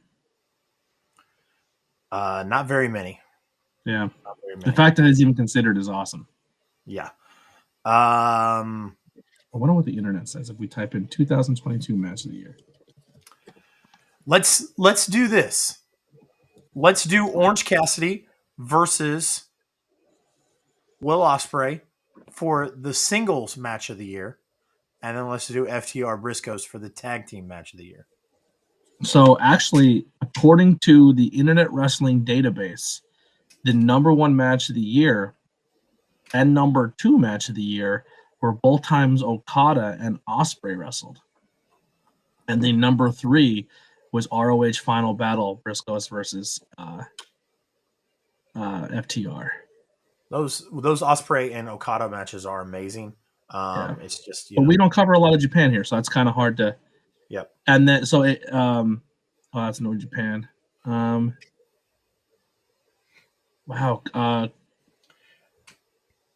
Orange Cassidy, Will Ospreay is not even in the top 10. That's upsetting. Yeah, that's crazy. So I'm gonna pull an executive move here, because one, I can, and number two, I can. We'll do singles match of the year: Orange Cassidy, Will Ospreay at Forbidden Door, and then tag team match of the year, FTR and Briscoes. Love it. Sounds good to me. All right, slinging dick. Big dick slinging. Wait, so you want me to trade my client and best friend of 20 years for a G5 airplane? Is that what you're saying? Big dick sling. Sorry.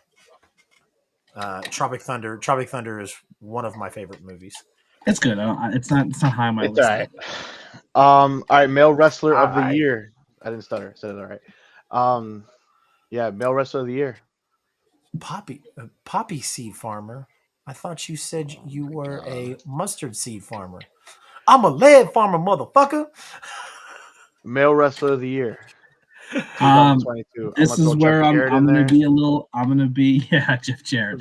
I'm going to be controversial with my pick, and I'm going to probably pick someone that a lot of people aren't going to go with, except Sports Illustrated. I'm going Seth Rollins as my male wrestler of the year. I thought his work rate was I thought his work rate was I think he wrestled more matches than I think anybody in WWE. He's more consistent. Some of his storylines were not that great. That some of the heel stuff he did, I was not a fan of. But his match quality is always through the roof. And Seth is my wrestler of the year. You're right. And like when I saw that list, I was kind of mad because while yes, his match quality is fantastic and he's a great worker, I feel like I'm not ranking feuds, I'm not ranking storyline. I'm just wrestling in-ring wrestling of the year. And Ospreay could be in the list there too. Yeah, but I didn't like it only because Seth lost the majority of the year. So while yes, he the man could work, I get it. Trust me, I get it. I'm not arguing with you. It's just that's what killed it for me. Is like, yeah, I agree with the list. At the same time, it's like, but man, this guy lost like all his feuds this year. But that's because he's such a great worker. Like it's just like he was, you know what I mean? So that's why I was like on the fence of that. So yeah, I could agree with that, but at the same time, I'm just like, you know. I agree with that. That's a great point too. Yeah. So my number one is Seth. My number 2 is Bianca Belair. My number 3 is Roman Reigns. Roman was my number 1. Acknowledge him, Chase. So, and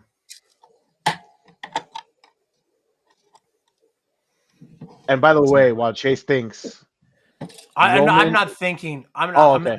So here's my problem. I'm not gonna go with Seth because of all the L's that Seth took. That's the only reason why. Exactly, and that's the only reason why. Yeah. If Seth would have been utilized more, I would have him 1 bar none. I think utilized might be a bad word because the guy was fucking utilized all year. The guy put in work all year. Push is what I mean. Push better, yeah. Push better, yeah. Because the guy was utilized like a motherfucker. Like he worked big time. Yeah, I mean, like if we had a workhorse award, Seth would be on that list. But nobody else, because I agree with ABJ. Like, and like I said, like I know, like I'm making making a case for Seth not being number 1, but essentially, like I kind of am, because if you look when WWE needed somebody, if it wasn't for Seth, Cody wouldn't be what Cody is in WWE if it wasn't for Seth. They were tossing up between Seth and Kevin Owens, and they said no. We have big plans for Kevin Owens. He's going to be involved with Bloodline stuff later, so it has to be Seth. And Seth said, "Let's do it." Yep. And lost to him 3 times. And had a kid this year and didn't miss a beat. Yeah. But Mark, I really want to go with Roman as my number 1. But Jon Moxley. So here's my thing. Can you win MVP this season and be hurt for half of it? Was Mox hurt half the year? Wasn't hurt, but he went away for a couple months for rehab. He was not active all year round. Yeah. You know what? It's true. That is true. However, Jericho, I think, is more of the title holder, crown of backbone of AEW this year over Mox because he was there the whole year. Look, I love Jericho, but I'm going to disagree with you on that one, buddy. I love Mox. Love Mox. Honestly, I'm going to change my pick here, and this is why. Because now that I'm thinking about it, I'm going to go. I'm voting Jon Moxley because when AEW needed somebody for these suspensions, fucking CM Punk getting hurt, who they put the strap on, whether you hated the Eliminator matches or not, who was the guy going out there week after week after he came back and fixed himself, carrying that company? Don't disagree. It was Jon Moxley. Oh shit, guys! We just got a raid of 18 people from Polo de Mar. What's up, Polo de Mar? I have no idea who Polo de Mar Look is. at you. But, we're talking pro wrestling. Are you guys into pro wrestling? Yeah, we are talking pro wrestling. This is Bad Booking. We do this show Pollo Del Mar. Pollo as in chicken. Pollo. Oh yes. yeah. You should know that, Chase. Jesus Christ. I should know that, but Locos. Mark is the Mexican, and I am First the Mexican. of all, you racist shit. I'm Puerto Rican and Cuban. Whatever. Right. She said. This little white guy in me goes, same thing, right? Pollo Del Mar says, "I am a professional wrestling personality. Fantastic. The Oh, yeah? wrestling What do you- manager of champions. She's on NWA. Oh, that's fucking Oh, awesome. that's sick. Yeah. Hell yeah. Love that for you. So we appreciate, I greatly appreciate the raid of 18 people. My name is Chase. I go by CR Media Online. I do a lot of Is it independent. Max? Is it Maxi Impaler right now in NWA? Yeah. Maxine Pitt. She they actually missed they missed the last show of Journey Pro Wrestling because they had a lot of bookings going on. Big year in Japan for Max too. Yes. Had a Big year for Max. They are fucking killing it. Their tag team partner in Wasteland War Party, Heidi Howitzer, got Heidi. to yep. Yes, Max and I are dressing roommates and travel buddies. That is awesome. I love Max. I worked with Max at Camp Leapfrog, and I had such an amazing experience. Max the Impaler versus Edith Surreal. They fucking killed each other. It was great. Yep. Like I said, Wasteland War Party was a staple here in Kansas City and Journey Pro Wrestling. My name is Chase. I go by CR Media. We cover Kansas and Missouri independent professional wrestling. Hence why we mentioned Max and those in NWA in St. Louis. This right here is my friend ABJ. He is on the East Coast, covers a lot of independent professional wrestling there. And then this is another one of my friends, Mark. You shortchanged me a little here. Also, pro wrestling commentator and also interviewer. So if you ever want to be interviewed by ABJ and talk professional wrestling, hit me up. Just say, just a content creator. Listen, I'm in the business. Yep. Oh, I'm trying to keep it short. No, when NWA talent's in the room, you go a little longer. You help ABJ out. And this is my friend Mark, Pro Wrestling Kingpin. This is bad booking, guys. On Sunday nights, we do bad booking. We talk about the landscape of professional wrestling. This is our year-end show for 2022. We've been going over some 2022 awards. So again, greatly appreciate you guys with the raid. We send a link out. We just picked our male wrestler. Why wasn't Pollo Del Mar join the stream real quick and come talk to us? They rated us. Maybe send the link out. Put it in the chat. Let's get it going, Chase. Let's go. Absolutely. This is why I'm here. This is why I'm here. Mark is extremely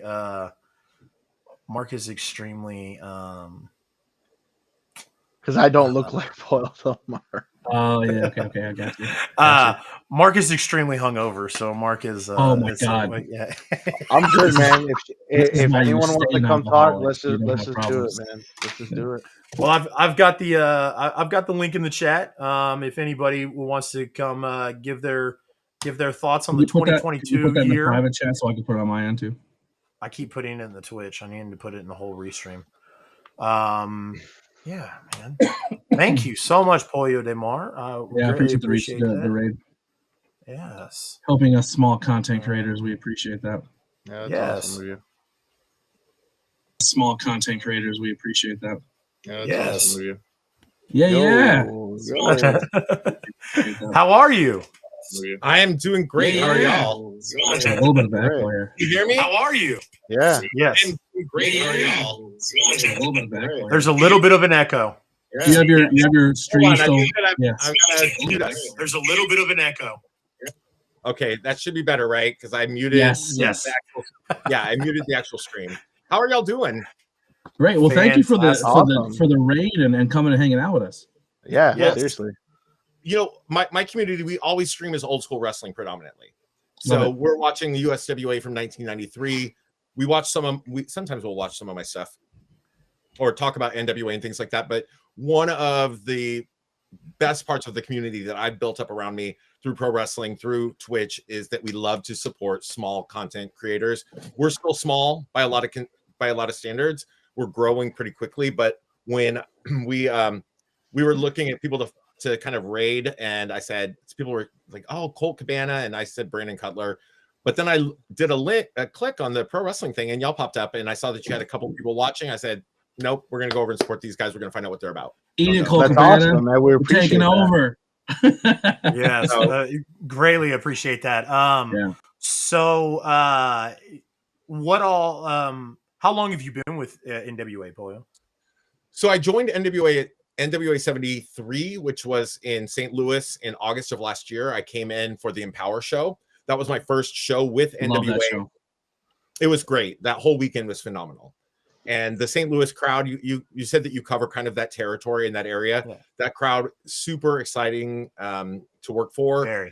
Very enthusiastic, very fun audience. And I was shocked because St. Louis is sort of not close to anything, but in the center of everything, if that makes sense. People were coming in from like 4 hours each way, and it brought a pretty diverse audience there. And then I returned this year to NWA. Well, then behind the scenes, I was working as a producer on like 10 Pounds of Gold, things like that. And I entered NWA as a pro wrestling persona again in the summer when we did Knoxville, when we did the Knocks Out event. And so that was my debut with them, kind of full time. And then, of course, I was back for 74, which was a very fun. Did y'all happen to catch that NWA 74, the 2 nights? Absolutely. I did not see that one. No. Yes. So we were on night 1 of 74, which was pretty exciting for us because were we on night 2? I can't remember. It kind of runs together. I think we might have been night 2. We were night 2. Yeah. The reason it ran together is because if I don't have to be my character, but I was my character both days because we had Fan Fest. So for 74 night 2, we got to go against Davey Richards, who is a hometown hero in St. Louis. Also such a huge Team name. Ambition. Yes. Well, of course, we know Team Ambition around NWA because of Tootie Lynn. We love Tootie Lynn. Davey Richards. Tootie's my unannounced girlfriend. She doesn't know it, but she's me and her. She's not aware of it yet. Yeah, she's not aware of it yet, but one day. Well, her announced boyfriend might find that pretty offensive, but yes, I know. Yes, he will. But Davey it was such an exciting night for us, that particular event in NWA in St. Louis, since that's the area you talk about, because Davey comes from there. He's a Ring of Honor former world champion. He's the middleweight champion, or was the middleweight champion in MLW, hometown hero. And we got to face him, and it was a very hot crowd to begin with. But when you go in against the hometown hero, everything is like right there for you. So for me as a manager personality, there was a lot to work with. And then Davey and Silas Mason, who is the Thrill Billy, who I manage in NWA, they put on such a great match that I legitimately think that a lot of people were shocked. By the end of the evening, we actually had an entire section cheering for us, which was kind of mind-blowing. Yes. Yeah, I love when the crowd just gets behind something like that. It's so great. I want to ask you a couple questions, but you work for a company, and they're not maybe the best positive questions, so I'll skip them. I love NWA, but there's a lot of things this year that really bum me, man. Like they kind of came out and didn't put a lot of stock or love into their women's division, and they kind of said some stuff there, and then the changing of the title, I blows my mind. I don't know. So which one do you want to talk about? Both of them are kind of yeah. Yeah. So there's a lot of things that I think that first of all, I work for the company. I don't make decisions, and that's number one. That's the first thing I would say. But one of the things I thought was most misunderstood and misrepresented by the media, professional wrestling media, the dirt sheets or whatever. And I think I have a unique perspective on saying this because I'm a columnist and contributor to Pro Wrestling Illustrated. I wrote for Wrestling Inc. I've done a lot of. I am a journalist. I was a journalist, and that's what got me into being an on-air personality in the world of wrestling. So the statements by Billy Corgan, if people had actually not just read the kind of dirt sheet headlines and what was said, I actually don't disagree with Billy. I think that let me start by saying that I think if you watch the NWA product, you see that our women's division is presented extremely well. We show a lot of respect to our women's division. Our champion is quite literally, if not the focal point, the secondary focal point of our entire product. Our women's division is very strong, and they're booked very well. So what the statement was that was kind of conveyed in the media was that Billy said that there aren't enough women, for like, and what the reality of Billy said is that there are not enough unsigned women to carry a pay-per-view like this. So what that means is, I want to remind all of us, like, we can sit at home and talk about how we think there should be a women's pay-per-view, and I do think there should be. How we want to see a women's pay-per-view, I do think, and I do want to see that. But we're ultimately not the one who's footing the bill. So yes, absolutely, yeah. The fact remains that he is a business person. So if you're going to take the money out of your own pocket and put on an event that you want to showcase the best in women's wrestling, and the majority of the major names in women's wrestling right now, even the secondary players in the world of professional wrestling, are signed to non-exclusive agreements with many different companies. So it takes months to negotiate that. You also are going to be dealing with things like, if AEW allows you to bring in some of their secondary talent, because mind you, AEW has a structured contract signing basis. So people are signed on a per appearance basis, meaning they're technically under contract, but they're not getting a contracted amount of money unless they show up and are used. Mm-hmm. Then you have their full-time talent. And then, of course, that is sort of something that is problematic, because there was that conflict last year where AEW did support Empower to some degree, and there was a conflict that I can't speak to because I wasn't part of that negotiation, but it became very public. It seemed like they're just like, hey, we're only doing this because we want to take Thunder Rosa off you. Yeah, pretty much. That is not for me to say. But what Yeah, I will that's us saying it. Yeah. What I will say is that when you look at the landscape of professional wrestling, there are a lot of women out there. Billy knows this. Billy's constantly the independent women's scene is awesome right now. Yes, but there's a but. That's like saying that there are hundreds. If I can think of a couple dozen women's wrestlers that I think should get a showcase in Spotlight. Off the top of my head. I can also think of dozens and dozens of male wrestlers who deserve a showcase in a Spotlight. Yep. But the reality becomes that you can collect all of that talent, and how successful financially will they make putting on a $75,000 one-night event? How financially successful will that be? And then you start to look at things like, well, maybe we can pull talent from here, or we can get a big name from there. But when you are a company like NWA, if Billy were to do that financially, and we were to put on that event and give somebody major shine, are they going to even be there to contribute back to our product, or do they go back to wherever they come from? And so Billy didn't say that there's no talent out there. Billy didn't say that there aren't women who are ready for this. What he did say is that there are not enough of them who are not obligated somewhere else that we could invest in them for the long term. No, that's a huge point. And listen, I like I said, I do commentary on the independent scene in the Northeast area. I work PA, Jersey, New York, and we go to these shows and they all talk about inclusive and booking men and women. And then you go to a card and it has 15 matches and there's one women's match. One. Right. I mean, so, the independent scene is not really helping them either. Some of the independent names out there that would do really well coming in for an event like this that would have a lot of shine may come from someplace like GCW, where I also have worked in the past. We would have that, and those are some bigger names. But one of the things too that, and this is not me speaking from the perspective of like a representative of NWA, but how frustrating would it be to you, for example, like, and this is something that we can, if you're a fan of or involved at all, even on a localized level of professional wrestling, on that localized scene, I've had entire wars break out in my area here in Northern California because somebody is the champion in one small promotion, and then he's working on another promotion as like the opening act or jobbing in the mid card, and it just looks really bad. And that's why I have a hard time watching Dark Elevation and Dark, because you take independent talent and bury them. That's why I won't watch those shows. Yeah. That's why when AEW comes here to California and they're going to be 2 miles from my house at the Cow Palace doing all these tapings and stuff, that's why, and I'm sure 100% sure that my team that I represent locally and I could probably be showcased on that. But I told them it's going to do more harm than good. Like, I don't want to go on to I don't want to go on to a company where I'm not going to be used in a way that betters my appearance when I come home.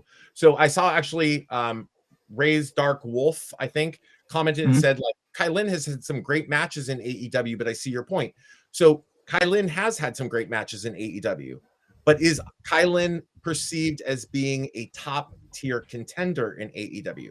In NWA, she's getting an incredible push in NWA, but how frustrating would it be to you, for example, if you invested in something and then that person went on to a product that is very visible and they don't win, they don't even, you know, like, they don't have that kind of showing. No, I totally agree. Of course, yeah. So, and this is me talking as a person, not as a representative. No, absolutely, yeah. But my observations in relation to what Billy said and how that was twisted, you know, those are a combination. It's hard for anybody to talk as a fan and an employee simultaneously. But yeah, that clears up a lot, though. It definitely cleared up a lot. And I appreciate that. The other thing I would say about that specific discussion is one of the things Billy made really clear. If people would actually have read an entire transcript or actually listened to the interviews that were clickbaited, is that he goes, do we want to do another Empower? Yes, we do. Do we want to present the best possible show we can that is going to do the most it can for women's wrestling? Yes, we do. Are we able at this time to do that? No. And these are the reasons, ... And therefore, we are holding off until we are better able to do that. Yeah, like, I love Camille, but like, as your world champion right now, and this is not hating on NWA, but like, when we talk about who had the best year, there's not much, there's not a lot of buzz coming from there yet. So I totally get where you're coming from. Where if you invest a lot of money into a show, are you gonna get your profits back? Now, unfortunately, Camille should have a lot of buzz. Yeah. Because if people watched NWA 74. Camille and Camille stole the show on night 1. Camille and Max stole the show on night 2. Period. Hands down, into the discussion.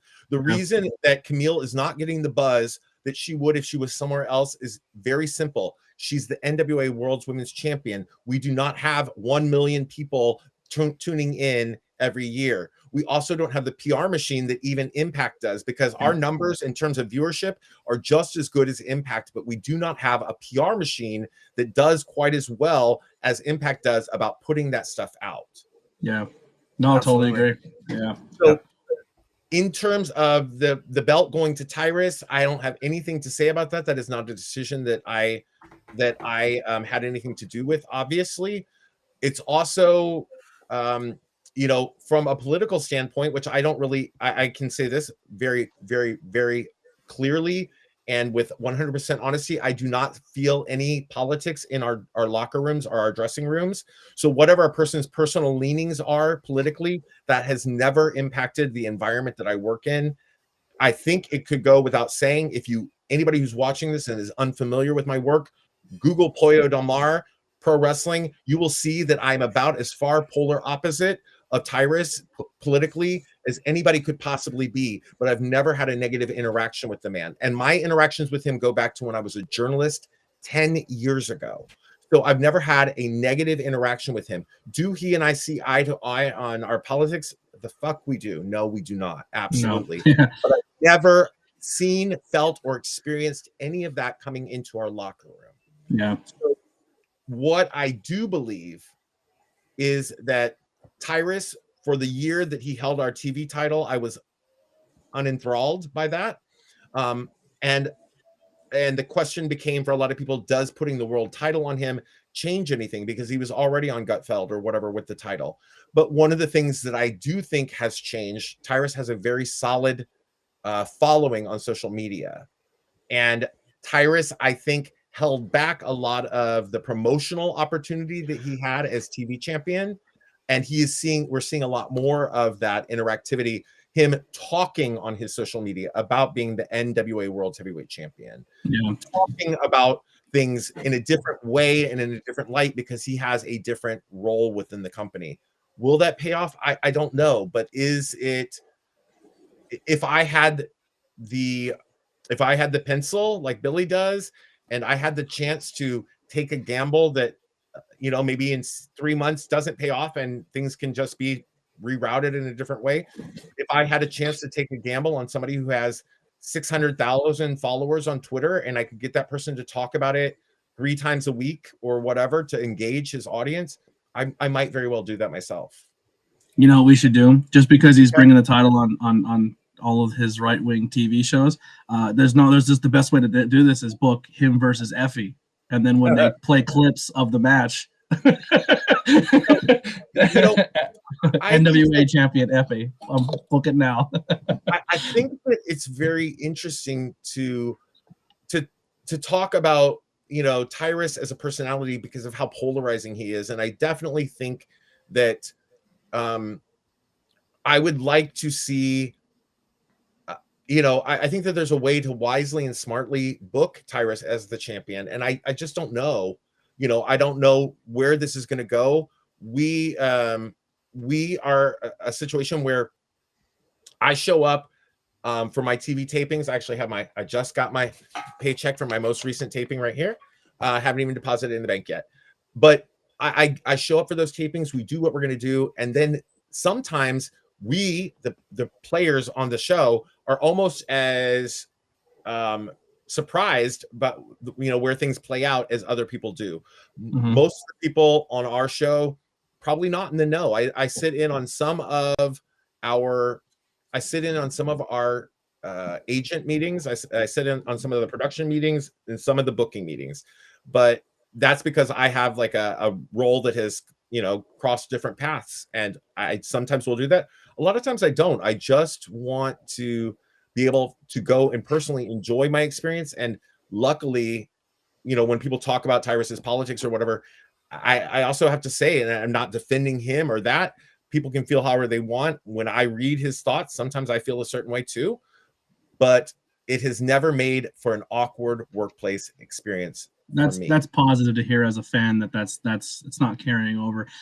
Listen, we appreciate the hell of you for the raid and coming in and talking NWA with us. The last question I have is, we probably have a lot of people in here who don't watch a lot of NWA because of there's no exposure and stuff like that. So as someone who's working there, and we know the Camille's, we know like the top people, who are some people in NWA that you would put out there that more people should be aware of for them to seek out and go look for? So first and foremost, oh my God. No, Mick Thompson. My name is Pollo Del Mar, or Paul Pratt. My gimmick name for wrestling is Pollo Del Mar, but definitely not Adam Pearce. I do wish that I had some of the money that Adam Pearce has coming in from his work with WWE. So in the National Wrestling Alliance, a couple nights ago, on my own stream, we had about 70 people in there, and we were just talking, and I asked them if they watch NWA or if they're up to speed. And a lot of people, my experience has been a lot of people who say negative things about NWA on social media or whatever, are people who've actually not even engaged in the product in a while. They may not have, and that, by the way, just for like the general statement, people in professional wrestling love to talk about shit they've never even experienced firsthand. They have an opinion on a match they've never watched. They have they want to cancel a wrestler they're not even aware of. It's just a very unique situation that we experience with our fandom, the best and the worst all in one. But I asked my own following, like, who of you watches NWA? Why don't you watch NWA? What are your reasons behind watching NWA? And so they told me all of their things. What you're asking these questions, we work in a very small environment. We're all aware of the positive and the negative that is said about our product. But the reality is that a lot of people are not familiar. So I encourage them to go watch so that they could figure out who to be interested in and then come back to me. So people in our company that I think are ultra engaging, I think Jack Stain and his manager or Esquire, Chris Silvio, super talented duo. Chris Silvio is my personal all-time favorite OVW heavyweight champion. I loved his work in OVW, and I was kind of low-key fanboying over getting to work with Chris in person, and now we've become friends, and I'm very pleased about that. So I think that those are very good as a duo. Somebody who I think once he gets past where he's at right now, because he's working in a storyline that I don't feel people are engaging with as much as they can in the near future. EC3 has joined us. I definitely think that they're familiar with him. They are a little bit turned off. Some people are turned off by the whole control your narrative thing, but I don't think that that's going to be the end all be all for him. I think he has a tremendous amount of talent. Dak Draper. Sure does. Dak Draper, so incredibly talented, big man, very skilled, Great look. Great look, exactly. Very handsome, very put together, very talented. I think there's a massive upside on him. So there are, as well as I managed the Throwbelly Silas Mason.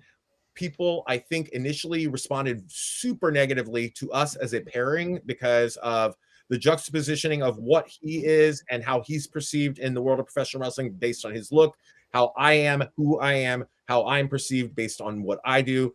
But honestly, the combination of us together, I think, is very entertaining. Very, very entertaining. So, I mean, I can't put over other people in without putting us over. Absolutely. I think Mecha Wolf and Bestia Seis are NWA World Tag Team Champions. One of the best teams in the world. They go back and forth between working with us and touring around the world and working for AAA. When we partner with AAA coming up in March, I think people are going to get to see a lot of how well our talent stacks up against some of the best in the world. One of my very, very, very good friends who has not been featured a lot on NWA, but always captivates when he is with us, is the Pope, Elijah Burke. Pope is an incredible promo. Just got dropped in the chat right before you said it. Yep. Yeah. So the Pope and I co-host a podcast. If anybody's watching this and hasn't listened, it's called Pope's Point of View. Pope and I talk pro wrestling about all companies as well as our own home company and just shoot the shit on a weekly basis. It comes out on Saturday mornings, 9 a.m. Eastern. You can look that up on any podcast platform. Pope's Point of View with Elijah Burke. Very, very talented. Oh my God. You know, there are so many people in our roster who I think have superstar qualities. And I think that there are people who, you know, I think that there are people who are just getting their footing in the world of professional wrestling. We have some young wrestlers, people like Kerry Morton, who's only with us, you know, a couple of years already, the son of a legend, Ricky Morton. Young people. Kerry versus Kerry and Deppen recently on GCW was awesome. Yes, and you know that's a match that I haven't seen yet. And Tony Deppen is somebody I love too. These are friends of mine. Kerry is so young; he's still in college. He's like 22, 23. Huge future ahead of him. We have a mix of these people like and Joe Elizondo, who is a young wrestler who is also with us. Matt Vine. These are all young people who are coming up in the world of professional wrestling. And then we have people who are established superstars. Chris Masters, formerly Chris Adonis in the United, Chris Adonis, formerly Chris Masters in the WWF. And Chris is still in impeccable shape, can still go, definitely has a lot of gas in his tank and is showing no signs. You know, I just saw Steven Chambers. Stevens knows what he's talking about, apparently, because he's a wrestling guy. Yeah, he knows the stuff. Yeah. Colby Carino, love him. So Colby Carino, the dirt sheets reported at first. It is the truth. He is at least doing a WWE audition tryout situation. We don't know what his future with us will be, but I love Colby. Colby and I were briefly roommates on a tour, actually in St. Louis, the 73 tour. I'll be with him this Saturday coming up. Oh, please send him Hamburg, Pennsylvania. He's such a great guy. I love that kid. Great guy. Absolutely. So we have this awesome roster, and it always frustrates me when people will shit on NWA basically, and you say, well, what do you not like about it? And they're like, I haven't watched it since not 2014. I'm like, well, how the hell do you know that you don't like it? Yeah. Like, I think Impact falls in that category too. I think they get a lot of unjust heat when it's just like it's not AEW, and I think it comes down to accessibility. I think, like for me, I can't watch Impact because I don't have Access TV. I stream through Hulu. One of the biggest things when we used to do my other show is there was 3 or 4 people on our show who loved NWA. They watched that religiously when it was on YouTube. It was their favorite thing to watch. Then the pandemic happened, and it kind of took the break there. And then when they came back, you guys went to through Fight TV, where it was like a paid service. And I think that's what really ruined a lot of people, because at the time it was tough financially for people to subscribe to it. And then just by the time it came back, it was tough for them to bounce back into it. But you can watch first on Fight TV on Tuesdays at 6:05 p.m. Eastern Standard Time. But both of our shows broadcast on YouTube. We rebroadcast Power on YouTube on Fridays at 6:05 Eastern Standard Time for free. And then at 9 a.m. noon Eastern Standard Time, 9 a.m. my time, I'm on the West Coast. You can watch NWA USA, which is our secondary half-hour show, free on YouTube. Both of these are absolutely free of charge. It costs That's good marketing. That's what fans need to hear. They need to hear that this is where it's available. Yeah.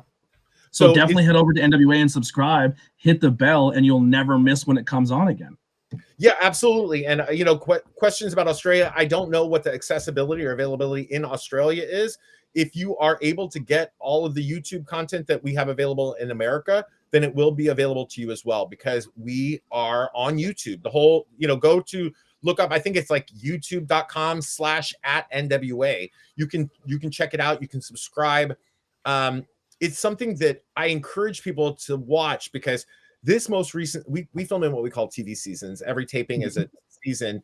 This season was the closed set Champions Series, where all of the cast was the audience, and we were broken into teams, and it's a whole thing similar to kind of a Money in the Bank situation, where the winning team, ultimately everybody on that winning team gets a guaranteed title shot.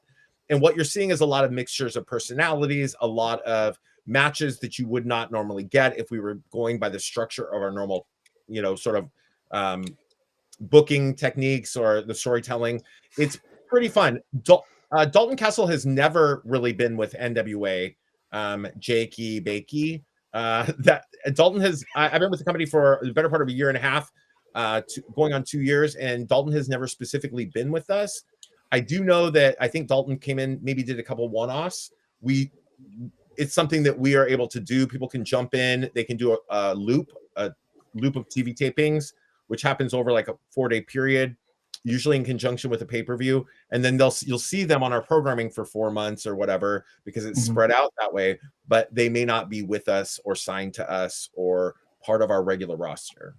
I love the studio taping stuff. I love it. That's my favorite. During the pandemic, that's what we did a lot on the independent scene. We found locations where everyone, took their test, did everything properly. But just filming when the talent is the crowd and they're the ones feeding in, and it just leads for really good moments. Who is Wrestling with Savage? So I've got a couple people waiting. Yeah. Oh, okay. This backstage. Oh, I was going to say, Wrestling with Savage mentioned that they had some questions.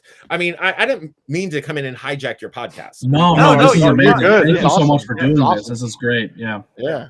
I just so happened to see y'all, saw that you were talking about wrestling, obviously, since it's called Bad Booking. And I was like, let's raid. And then thank you for inviting me to talk. I love working with the National Wrestling Alliance. I chose the National Wrestling Alliance. That's where I wanted to work. Love it. I wanted to work with the National Wrestling Alliance because that's the company that I grew up watching. Yeah. Other people that's may have awesome. only aspired to work with WWE or other promotions, but I grew up watching National Wrestling Alliance. Obviously, I watched all wrestling, but that's the one that most closely connected to the style of storytelling I loved. That is the company that most closely reflects my type of wrestling. And I will say that I have, pictures of Jim Cornette and the Midnight Express over here. Those are my inspirations. So I wanted to work with that company. I wanted to work with people who are kind of like wanting to continue the traditions that I grew up on. So that's something for sure that I love talking about. And I think that there's a lot of elements of our shows that are misunderstood. Mm-hmm. I think there's a lot of things that people can certainly have an opinion on, but they don't understand the logistics of what it means to be behind the scenes. And if there's an opportunity for me to talk to people like yourself who love pro wrestling with an audience of people who love pro wrestling, I'm always down to do that. Yeah, Absolutely, I just interviewed real quick. Sorry, Chase. I just interviewed Leo Sparrow, and I asked Leo Sparrow, like, well, if you can land your spot, like you're the first round draft pick, where would you want to go? And he goes, listen, I would love AEW. I got beat up by Wardlow. I got beat up by Omos on Raw. He goes, but I would love to work NWA. Like that's where he wants to go. He's just freshly graduated from Creative Pro. He's Max Caster and all those guys' first class trainee, just came out. He's a vegan, so he throws like spinach at people and stuff. He's a whole thing, but he said like that's like how you're saying, like some people just pick where they want to go. That like there is young talent out there who inspire to still work for an NWA and want to grow there. The interesting thing. Oh, go ahead. I'm sorry. Yeah, no, that was it. That's all I was going to say. Oh, the thing that I would like some people to understand, when in the world of being a professional wrestling talent of any level or any kind, certainly what all of us want is to have the most eyes on us, to make the most money, to be the most visible, to have the biggest impact. That's all very true. I think that is what you should want if you enter the world of professional wrestling. But once you're on the other side and you also have to ask yourself things like, how satisfied would I be with my career? Let's say if I did sign with AEW and I went and joined a roster of 500 people where I may get to be showcased on Dark or Elevation once every week or a couple of weeks or 3 weeks, and it wouldn't be in a flattering light. And if you're a young talent and you actually are recognizing that some of your prime years and prime opportunities are passing you by, that while you're sitting on the bench waiting to get called up, is that really better than being on a smaller product where you get better showcasing, better creative opportunities, better opportunity to become the personality that you want to present in the world of professional wrestling, and perhaps actually make yourself more marketable, so in 2 years' time you would get called up to one of those bigger companies at a far better position. Like there's a great deal of benefit to working for a smaller company like an NWA, or there is a far greater opportunity to do something like a GCW where you can work routinely and you're not locked into a contract that prevents you from doing anything, and you really don't have to go through even the minimal amount of red tape that AEW gives you. Because if you're only signed to like a per appearance booking contract there, you're not really signed. You're sitting on the bench waiting to be called. They get first right of refusal, meaning if you have something else and they call you, you have to drop it. And then, you're not really being presented necessarily in the best light. So I think that for a lot of young talent, places like NWA, places like a GCW, or even some of the bigger, like smaller promotions, an Impact or an MLW, places that have good recognition, OVW, these are all great places to hone your talent, build your resume, and then go to one of those bigger places, ideally in a better position than if you are just sort of like getting interest because you've got internet buzz this week. Yeah, absolutely. Chase and Mark, do you have anything here? Yeah, so Poyo, again, thank you so much for jumping in. Thank you again for the raid. I appreciate it. What a way to start the year. Yeah. Cannot thank you enough. Seriously, thank you. Like I said, on Monday and Thursday nights, do a show where we cover Kansas and Missouri independent wrestling. We interview wrestlers on there. Tomorrow we're interviewing Johnny Faith, who's from Kansas. And then Thursday we have a special guest. I'm not supposed to say this, but Thursday we're going to have Angelina Love on the show because she's working in St. Louis. So you got that breaking news. My tag team partner is going to be upset with me, but that's all right. Yeah, it's my show.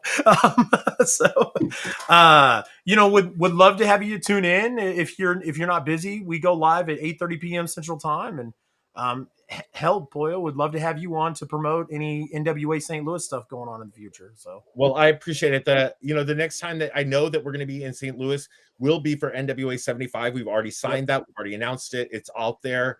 Hopefully, I'll still be with the company. Hopefully, we'll be in the title picture by then. I love the fact that your chat has sort of exploded. So, yes, I love I that. do have. So I've got a gentleman in the backstage area because I put the link out there, which also gave people in the chat an opportunity to, because I didn't directly message it to you, and he has been begging to come in. So I'm gonna let him in for a little bit, and we're gonna I'll let him ask some questions for you, and then if you don't mind. If you don't mind. Okay. I was just gonna. I told my group I was like I got to log off because I got to go write my next Pro Wrestling Illustrated column, and then I came in here, started chatting with y'all, and let's go. Yeah, we appreciate your time so much. Before I do that, he's been waiting. So he can wait a little bit longer. Savage. Wrestling with Savage. Is it Wrestling with Savage? Because yes, I saw yes. pop up here. So on the show, we were doing our 2022 awards, and we were right before you rated us. We were about to do our Superstar of the Year, male Superstar of the Year. Boyo, who would take the cake for your male Superstar of the Year? Out of all pro wrestling, out of all pro wrestling. Yep. I think that for me, this year has been such a monumental year that for many people, but of all of the major companies, the only person who I think would really truly deserve this because of the amount of spotlight they've given him is Roman Reigns. Agreed. Told you. I went with Seth Rollins for the work rate guy, but I agree with Roman as well. Told you. There we go. All right, Savage. All right, since I'm here, I can finally start talking. How you doing? I heard the call, the interview on Busted Open. I'm sure you're friends with Dave LaGreca, right? I love Dave.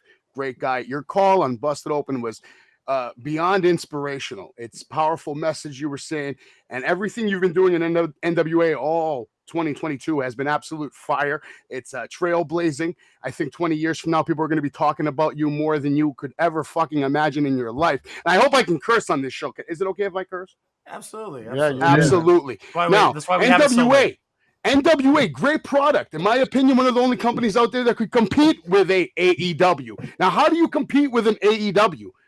You know, but the problem is it's not happening. We need to get money behind the show. We have to get sponsors, heavy hitters, people that like the product. And what do you do to make the product better? You need better stars. So what you have to do, my friend, is do what Vince was doing for 20, 30 fucking years and poach all the goddamn talent you can from there and here and everywhere. And you get them in the ring and you get them to give you magic. And you get them to give you storytelling. And you seem to be someone who really understands the psychology of professional wrestling, what it takes to get in the ring and not only tell a story, but put on a show at the same damn time. And that's what's missing in pro wrestling today. There's a few people in this world that can get the job done. I'm one of them. The other ones are out there. They're scattered throughout the universe, shining bright. If you want a star, look no further than Savage. Because I'll come to NWA and I'll cut a promo better than any human being you will ever put in that building for the rest of your life. Now, I think me and you could make some money. I think me and you, someone like me and you, could make some money by telling stories that the other companies can't compete with because they're not on my level. They're not on your level. And as a matter of fact, I think if you let me create a stable for you in NWA, I think I can correct the foundation of professional wrestling as you know it today. My name is Savage. I am from Whitestone, and I am a very passionate wrestling fan. When I heard the call on Busted Open that you made, I feel connected with you. I feel like we're almost family now, if that makes sense to you, sir. So I appreciate you giving me this little time. I wish you nothing but luck in 2023, nothing but success. Make money, kill it, kill the business, and do things that people can't even fathom.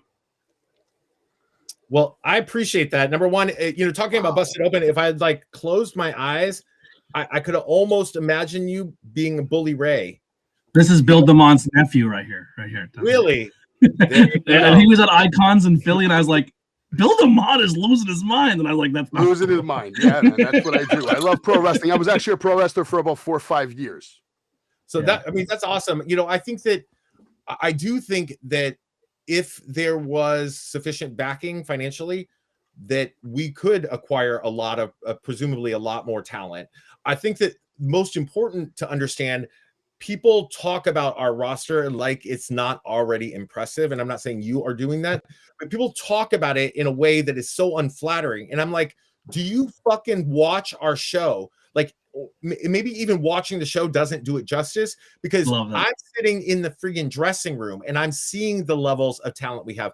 I'm sitting in our dressing room, our locker room, and I'm seeing the people who I've seen on television, like OVW and other places, showing up just to be noticed. And I'm like, man, like, people have no idea. Our roster is so, before every taping, we do a talent meeting where everybody surrounds the ring, right? Whenever we get our pep talk, and those meetings are getting bigger and bigger and bigger because there are more and more young talent, experienced talent, veteran talent showing up because they're interested in our product. So it's not necessarily even that we don't have the talent.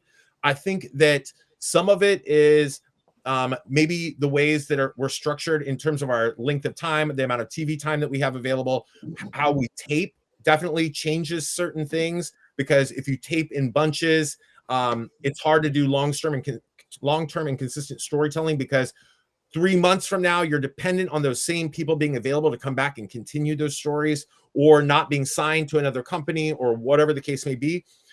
So those are all challenges for us too. But one of the things I will say, and Billy Corgan has said it multiple times, is that he is shopping NWA as a TV-ready product. And I think that the interesting thing to note, and people don't realize, Billy Corgan is shopping it. He's literally going into different meetings with television executives on a regular basis. I do not understand necessarily what I don't know, or I should say, not that I don't understand. I don't know firsthand which channels, which networks, which people. None of that. That's above my pay grade for sure.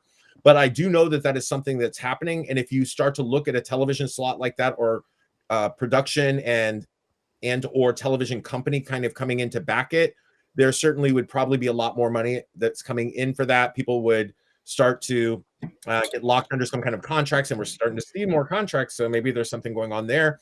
But the other thing too is that until that happens, people need to remember, it's something that Billy tells us like almost every taping. If you are here, if you are sitting here as a talent on my roster, I want you to know the reason that is because I believe in you. I'm personally paying for you to be here out of my own pocket, because I want you to be on my product. So on one hand, that's really heartwarming, right? Because Billy Corgan believes in us. On the flip side, it also speaks to the reality of the situation that says, like, if we sign somebody to a freaking $1 million contract, that's $1 million of Billy Corgan's money. Yeah. Absolutely. No, you're right. That's why he's got to stop spending his money. Billy's a very good guy. Seems like a very genuine guy from the calls I've heard him made on Busted Open. He's always been very genuine and seems very transparent about all the businesses and dealings of NWA, what's going on. Obviously, really is different stories going on, but you guys have quite a roster. I didn't mean it like that at all. What I do mean is sponsors, unfortunately, in the real world, when you go out there to get these big deals, they look at the roster. And if they don't know anyone on the roster, unfortunately, no matter how good they are, they could be the Michael Jordan of this shit. But if they haven't been on, ESPN, unfortunately, or you know what I mean, like the sponsors don't look at them, as much as they would someone that's like on WWE, blasted all over the place on toys and this and that and buses in Times Square and all this bullshit. Well, so that's the only reason why I said that. I think you guys definitely have guys and girls who have the potential to all be magnificent superstars. First of all, NWA reminds me of 1980s wrestling. When I watch the product, I love it. It has that nice old school feel, the ring, the lights, the audience. It's intimate. It's beautiful. It's magical, man. And a lot of people don't even know about it. And that's what pisses me off. I want to help more people watch it, because unfortunately the zombies of the WWE universe, they're stuck there. Half of them don't even know AEW exists. Let's be fucking honest, okay? They're all over there now, zombie mode, cheering the second best member of the Shield in Roman Reigns. Okay, let's be honest about him. Yes, I'll put up the ones. Yes, he's the superstar of the year, but yes, he's also, The Rock's cousin, and he's a good-looking champion. I mean, in phenomenal job, and he's better than he's ever been. It took 10 years. It took 10 years for people to love this man. Look at Roman Reigns. Just think about that. You're talking about guys in NWA. Roman Reigns, it took 10 years for people to buy this guy's fucking T-shirt and put up the runs and cheer. It really did. I would agree to disagree. I think a lot of the female demographic and children loved babyface Roman, but your smart marks took a long time to warm up to him until he turned heel, right, so maybe and then he became universally loved. Because even before Roman was getting booed, he was still top merch seller. You're probably right about that. When Cena put him over, Roman's probably started selling all the shirts, man. I do think that there's a lot of truth to both of what you're saying. Mm-hmm. I think that Roman Reigns was a star before. Absolutely. I think Roman Reigns is a superstar now. And I think megastar. Yes. And I think that there are things that mark that change. And I think that there are certain things that really play into allowing for that. And one of the things that I think held him back is that they promoted him in a way that was disingenuous. It didn't help when The Rock came to put him over that one time. If you remember. It didn't. And it was also, I think it was disingenuous to his personality and the way that the common wrestling fan would perceive him. I think that having him as this uber babyface or whatever doesn't play to the fact that this is a very large man, very good looking man, very established man from a long time family that has been dominant. I think the character they've allowed him to be in right now has allowed him to morph into, I think, something that so much more closely aligns with what people would expect from that person. And I think he plays that character much better. Yeah, it's real because the bloodline's real. That's why people are really buying into it and loving it. And of course, it does help when you have Sami Zayn coming in and then, killing it for a year and making everybody laugh and break character and all that good stuff. What do you guys have lined up in 2023 right now as far as like some of your superstars? Like, who's going to be the person that's going to, or give me a couple of people that you think can actually take down Tyrus? I mean, right now he's your world heavyweight champion. I saw him recently at a Creative Pro event in Long Island. Came out there, kicked some ass. That 10 pounds of gold definitely looked like it was heavy and very nice. It's even more heavy now because I think they had to add extra plates and about a foot. Damn. So what's that, 15 pounds of gold now? Maybe 12. I don't know. Okay. Yeah. He wears it well, though. So Dak Draper. I think that Dak Draper is somebody to watch for sure. I think that in terms of people who are going to be in that contendership, I don't know right now. I don't know where that's going. I think that we're going to find out who will line up for what at the conclusion of our Champion Series, which is still ongoing. And I think that this sets up, one of the things I love about our Champion Series is it sets up some of the early stories for the new year, because all of these people are coming out of that with a guaranteed title shot of some fashion or form. And where those people fall, we don't know that yet. Do you think Dirty Dango could maybe be one of the possibilities? I don't think Dango. Hell yeah! I don't think that Kurt is like not on the radar right now. People don't realize how big what he did was. He's the only person that put a dent in Jericho's career. All right, calm down. I think he comes down to the fact too, is what he was saying earlier. Are they long-term people for the company? Are they there for the spot? What's his status? Is he a long-term person for the company? Dango's usually around, but he was not at the most recent round of taping, so he's not involved in the Champion Series. Dango has also not been a solo player in the National Wrestling Alliance. He's always been a tag team wrestler with us, and that's been the role that he's been in for a while. I think part of that is... No, I was meant like in the future, like later in the year. Maybe we can repackage him. I don't know. I can't speak to that. I don't have that knowledge. And somebody asked about Davey Boy Smith Jr. in the chat just now, Steven. Davey Boy Smith Jr. came and went as fast as you saw it happen on television. So he left after when they dropped the belts. That was his last appearance with us, and he wasn't even there for that. So he hasn't been back with us. To my knowledge, I think he's signed now with MLW. Yeah. Well, we are coming up close here. Are you guys going to do any kind of tours maybe throughout the country? Go to like New York maybe, or? So that's a great question. So and they're prompting us to like shut that up. So they also in January, on January 31st of this year, we have our first ever live NWA Power broadcast. It's going to be coming out of Knoxville, Tennessee. Those tickets are on sale currently.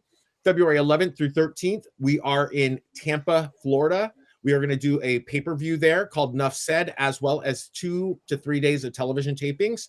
We're going to be doing that, preparing our product as we come up on our big partnership with AAA, as well as the Smashing Pumpkins, which will see the National Wrestling Alliance and AAA put on a joint show in Mexico City. I believe it's on my calendar is literally right here on March 4th, I think that is. So we're going to be seeing that. Those are major things, NWA taking the world title out of the country, our product out of the country, partnering with one of the greatest promotions in the world in AAA. So that's something that's coming up. And then after that, I don't know our actual calendar, but we will be looking at things like the Crockett Cup again. And then then we were, moving right back into the summertime as we head back towards NWA 75 in St. Louis. I'll throw an idea for you to tell the boy. I would do a tour, sell tickets, and then do free meet and greets and do it in a high density mall area right outside the mall for fucking free in the parking lot and show everybody all this wrestlers and the badass. But fucking set up a ring across the street from a mall in every city for a fucking year and show everybody the talent you have live for fucking free. Let them come and meet them. You'll see the ratings go up. You'll see the subs go up. We'll bring more people in. Maybe an idea to do something like that. I would love to see something like that, man. Give back to each community, put on a show, and spread the word about what you guys do. I will tell you this. I think that the partnership that we have with AAA and Smashing Pumpkins, obviously Billy Corgan owns us, is my boss. Smashing Pumpkins touring, doing a very successful arena tour right now. I suspect that there could be opportunities going forward for more festival type ideas like this one that's happening at AAA, where what that event in AAA in Mexico is, it's going to be a rock concert in a stadium. That's and there's going to be stages set up on both sides, at both ends of the stadium, and in the dead center of it is going to be our wrestling ring. And so from what I understand, there's going to be bands playing, pro wrestling for 2 hours, bands playing, headliner. Sounds like a pay-per-view. That sounds amazing, dude. I'll tell you what, though. Wow. In some aspects, I think some people go, well, they're there to see the bands. They're not going to care about the wrestling. But I worked 4 shows. Yeah, I worked 4 shows this year where they put a wrestling or event, an indie wrestling show during a Comic-Con, like a Comic-Con thing. So everyone's there for Comic-Cons and pop culture and stuff. They ran out of space around the ring because everybody wanted to be in there. You could set up a pro wrestling ring everywhere. People will watch. Dude, they did Tony Deppen did a brew fest. They didn't tap as many beers that year because everybody was around the ring for the wrestling that came for a beer event. So sometimes getting those non-wrestling fans and just sticking a ring somewhere opens the door for a lot of new things. Yeah, man. But another great thing that I think like what Impact Rosters does is when they book independent wrestling shows, on the poster it says NWA talent, NWA star. And I know for me in the Northeast, I don't see that a lot. I see AEW former NWA, former Impact, this on the marquee when you see this person or that person. Maybe get that out there where if they're working the independents, say like, hey, put on the poster, you're an NWA person. And then they go there and they represent themselves very well during a meet and greet. They represent themselves very well in the ring. And then people go, I need to go see more NWA. And even you doing appearances like this and us as content creators, now we know it's available on YouTube still. Now we know that grind is real, man, everywhere. Yeah. Now, like during the fight deal, are you guys part of that subscription service where it's like lumped in with a lot of other promotions like the GCW? So if you subscribe to Fight, NWA is part of that? I don't know that. I think that we're a separate service. I think GCW is a separate service as well. Fight has a thing now where you pay $5 a month, and there's a handful of promotions that now are part of the. Instead of paying per show, it's like you pay that subscription. I don't think we're part of that. I think we're a separate service. You have to pay separate. But I have my NWA subscription separate to my usual. Well, what is the NWA subscription? What is the cost? It's That's $7.99. not bad either. No, it's super affordable. $4.99. Yeah. I think it's $4.99, and basically what you get is advanced access to all of our content. So, but for the people who don't like that model, you can still watch us on YouTube. It's YouTube free. Every Friday, every Saturday. Free. There's no excuse to not watch NWA every single week, man. That's where more content creators need to push that. More content creators need to, because the thing is, like, a lot of people don't like NXT 2.0, but a lot of people are saying, yo, if you just invest your time in it and learn the characters and see what they're about, the more you invest yourself in a product, the more you're going to find something you're going to like. But the more you read the dirt sheets and telling you why you shouldn't watch it, it's just making it harder for you to subscribe and get a part of it. But Nice, Mr. Midwest. yeah, we appreciate you coming on and talking NWA with us. You know, and what you're saying is absolutely accurate. Like I mentioned earlier, a couple days ago, I had that stream where we were talking a lot of NWA, and I asked my following to go and watch it, and people had fairly valid reasons. They weren't, I don't like Tyrus, I don't like this or that or whatever. I said that's okay. I've never watched a pro wrestling company yet where I liked every single character. Never yet. I've been a fan for a very long time. And I've worked for many, many, many companies as like, I'm not even talking in wrestling. I'm talking as a corporate America person where I didn't like the politics of the company. I didn't like the politics of my boss. I did not like the politics of my coworker. And I still showed up because it was a fucking paycheck. But it also didn't make the food that I was serving taste any worse. It didn't make the clothing that I was selling fit any differently. It didn't make whatever the fuck I was selling, you know, be different. And what I did is I said to my following, please, if it for no other reason than the fact that on this episode, on this season of NWA that we filmed a few weeks ago, all the way until whenever we film our next stuff, I'm sitting second row or first row every single match, and I'm screaming my brains out. So at a minimum, you're going to be able to see me if you like me, and will be entertained modestly by me. Just go put up with it for a while and tell me if you actually find something redeeming about it. Because if you don't, we'll have that conversation. But honestly, the matches are more physical on NWA than the majority of the product on TV each week. Let's be honest. I can see that. I can hear it within the shots, the chops. And real quick, Chase and Mark, thank you so much for having me on this show. I'm sure you guys probably all want to go to bed soon. I know I do. I'm exhausted. But real cheap pop, if you need a help down in NWA, you might want to look up Lovely Miss Larkin. You ever heard of her? No, Lovely Miss Larkin. Yeah, she was on my show yesterday, did an interview. She's done a lot of different things. She actually slapped the shit out of Jerry the King Lawler. She's been on WWE, Kiss Cam Lotharios. She's been on AW with the baddies. She's a very good valet, someone you might want to look at and sign, or maybe get her to do something before someone else snatches her up. That's a star in the making. You might want to check that out. And if you're ever free or bored, like you came on these guys' show, I'd love to interview you and introduce you to my small little fan base, and maybe you can do more shows. I would do one every year. Go ahead, do that for a year. Every day you're going to get probably 5-10 new fans.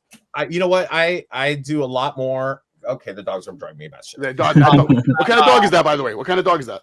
Jack Russell Terrier. Jack Russell. Beautiful dog. And I got another one right there. Nice. So, you know, I will say this. I am probably too accessible in terms of professional wrestling talent because I interact with people a lot. I talk about it because I'm passionate about it and love it. And I feel like in terms of being an ambassador for NWA, there's people who have 500,000 followers on Twitter, and that's their ability and way of doing it. My way is much more grassroots. I come on randomly and talk to people about our product, why I love it, why they should love it, or at least give us an opportunity. Dude, follow me on, all of y'all follow me on Twitter. I'm very I followed you on Instagram recently. Perfectly. Yeah, I just followed you on everything too. Just hit me up, and TikTok, if there's an opportunity to talk again, let's do it. Yeah, and listen, what you're doing tonight is exactly what needs to be done to help anything grow. Working on the independent scene, your passion for just being backstage with your roster and just really believing what your roster does. I feel that every weekend when I go and work for these promotions that I love, and they're giving people opportunities, and they're doing it for the hot dog and the handshake. So I love that passion. I love how it's just like the independent scene is so. Most places. Yeah, and it's just amazing how it's still like you're working NWA, but you like what you're describing as a locker room environment and what you feel like that brotherhood and sisterhood and family of an independent show is still there at an NWA level that I'm experiencing every weekend. It's really inspiring, and just like you said, just being accessible. Please, everyone, go check out. You said Instagram, Twitch. Where else can people follow you besides your Twitch account? Instagram, TikTok, Twitter. Twitter is my big one, and Facebook. Okay. So on Facebook, Instagram, and TikTok, it's Pollo Del Mar Fans. My name. Yeah, I got you on TikTok, dog. I got 15,000 on TikTok. I'm about to blast you on TikTok. I've got like 15 on TikTok. I'm gonna blast you on TikTok. I got you. And then on Twitter, it's the Glamazon PDM. You know, I'm very active. I have a great following that is super supportive of me, and I think it's because of the fact that I have conversations with people like this, where people can have differences of opinions and different experiences viewing things and all be really respectful to each other. Okay, so you don't like that. It doesn't make you a hater, or it doesn't make you, whatever. Yeah, it's okay. Just don't bring up Bray Wyatt. If you want to be a hater, you go to the wrestling show, you buy a ticket, and then you hate whoever you want, like everybody else. That's the point. Yeah. Exactly. Polio, you're good with everything as long as you don't bring up Bray Wyatt on this show. Then you'll probably break it. So. Bray Yeah, Wyatt? listen, if NWA needs sponsors, Mountain Dew is doing question. gimmick matches now. Oh, here we go. Did Charlotte There Flair we go. just steal the whole year on SmackDown, in your opinion, with that little moment? Because some people are saying she did. I'm just wondering what your thoughts are. My thoughts are I haven't watched Friday's SmackDown, so There you go. I like it. I love that answer. Fuck SmackDown. Man. Fuck 'em. Everything that happened this year for Charlotte to come in the last day and steal it, that's crazy. 2022 was a crazy year It's a for big wrestling. moment. It really is a big moment, though. It's wild. But I haven't watched it yet, but I will. I will watch it because you should watch the Ronda Rousey match versus Raquel. They actually murdered it. It was the best Ronda Rousey, in my opinion, has looked in the ring. It took a few years, but she got it. She is because Brian Kendrick is back helping her out. And that guy's a She's goat. so good right now. I'm sorry, I can't get into Ronda Rousey in the least at all. Not at all. It took me a long time. It wasn't easy. I can't do it. She has no perceivable personality. She has limited in-ring skills. And unfortunately, she looks, for a person who is so accustomed to just getting her ass kicked or kicking somebody else's ass, she always looks terrified when she's wrestling. And I don't quite understand it. There's a massive disconnect with me in those capacities. And then when I look at or examine the things that she said about other things that are important to me, it's like you don't get a pass from me. I'm sorry. In my opinion, she's had 3 real solid moments in WWE. That was the all over Falls Count Anywhere match with Charlotte Flair. That looked good. The segment she had with Natty, where she threw the stroller at her, that was good. And last night was good. And everything you just said pretty much described 98% of her career. But I would recommend, when you have time, watch her match with Raquel and see if maybe you see a little difference. Like when was her match with Raquel? Friday night. Friday. And then Flair came out and just challenged her, and Shayna Baszler was begging her, no, don't fight her, don't do it. And of course, Ronda doesn't listen. She fights. Flair puts up a little bit of a fight, but in the end loses. Yeah, I will go. I will be going back to watch SmackDown. We cover this kind of stuff on Pope's Point of View, the podcast I co-host with Elijah Burke, and I just haven't got a chance. Friday night I don't remember what the hell I was doing on Friday night, but it was something, and it wasn't this, and so. I'll catch up on all my wrestling. Any word on Matt Cardona? Is he coming back at all?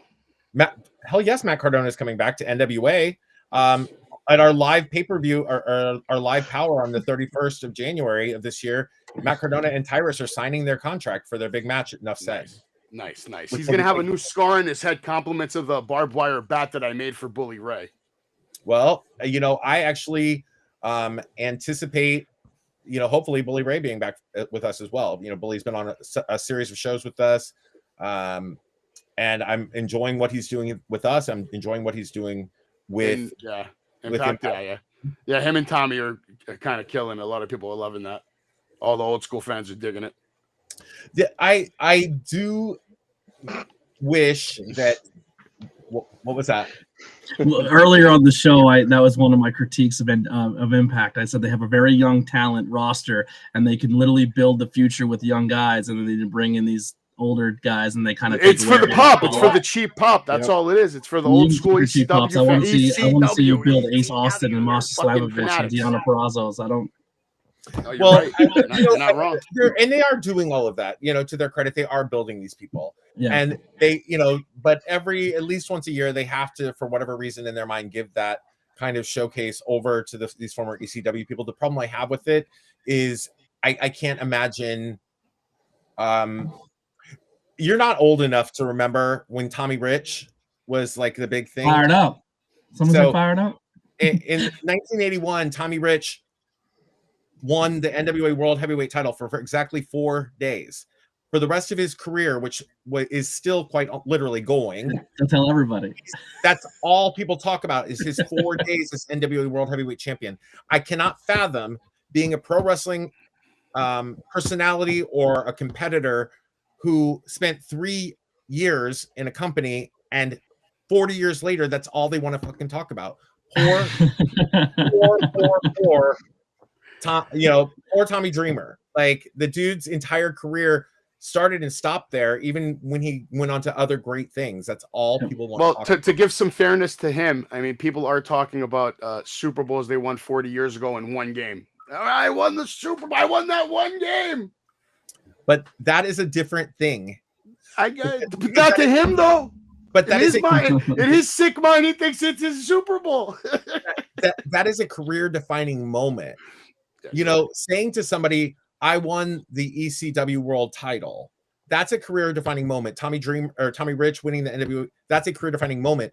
But if nobody allows somebody to go on in their career, like Tommy Dreamer has done, honest to God, I feel bad for him because his role in the world is to come in and basically spend like the last 30 years as a jobber, putting people over because he's a former ECW World Champion. Well, what credibility does he have? He's an incredible person, very nice individual, a great professional wrestler, but where's the cachet? Like he doesn't win. So he still has his fans and he still has his purpose. Like, unfortunately, absolutely, I think he's a very cool person. Yeah. I actually feel what my experience here, what I'm trying to express is that I feel bad for him. He didn't get booked as well as he should have, obviously, throughout the years, just like a lot of guys. Let me ask you a question. Who's the most underutilized person in the history of professional wrestling, in your opinion?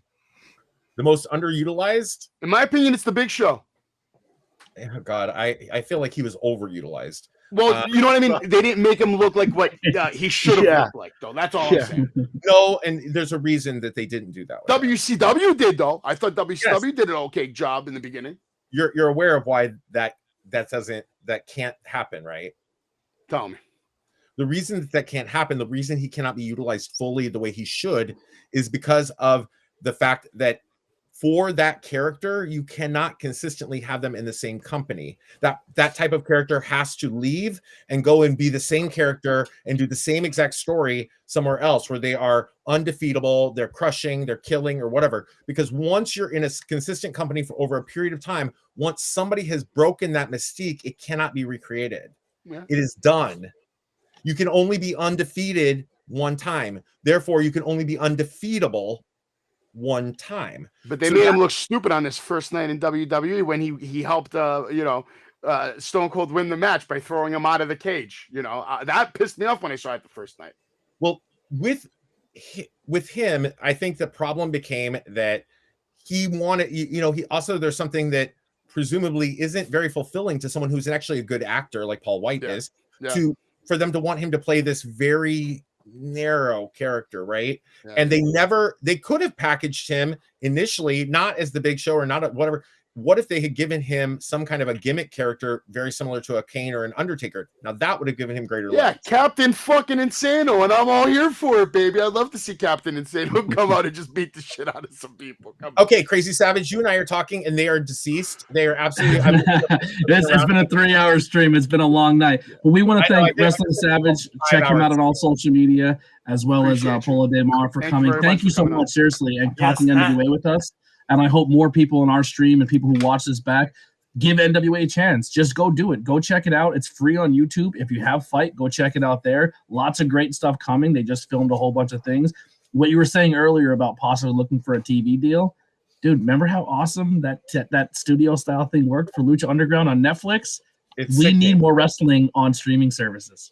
Netflix will probably sure the hell we do a whole documentary on you 24 hours a day if you talk to them. Yeah. I have no idea what Billy's got in store. Yeah, that'd be cool too. But seriously, thank both of you for coming on. If anyone else wanted to come on, sorry, we are running very long here. Mark and Chase, they're on different time zones than nothing all but three success of us in 2023, brother. But thank you all for having me. I appreciate you. Thank you. Absolutely. Absolutely, Polio. I appreciate the raid. All your followers that came through. If they haven't already, appreciate hit the follow button. That's all I do is comment there. I like that one. That's all I do is wrestling content. So if you've got a community that likes wrestling, I'd love to share it with you. So yes, love it. I don't know how to get out of this, dude. Just boot me out or something. Yeah, Pick we'll 'em do. up. Yeah, once again, thank you guys so much for your time, everyone. I'll let Chase close out the show then. But thank you seriously for coming and talking. Seriously, yeah. Thank you, I This appreciate was it. awesome. Savage, thanks for coming hang out, brother. Thank you, man. Thanks for having me. Absolutely. Have a good night, everybody. Look at my lone wolf here. We're gonna still go. Oh man, No, I'm tapped out we right love now. you. bro. We I love you, just- but I saw. I didn't want to bring a bunch of people on when Polio was on because I didn't want. We already had too many people talking over themselves. Yep. So I didn't want to. Do that as well. No, thank you, Polio. Thank you, Appreciate Polio. it. yeah, that was so cool. That was such a fun time. Really nice. I was afraid to ask those two questions, and they were very upfront. We're like, I'll tell you Those- that. That's so those, cool.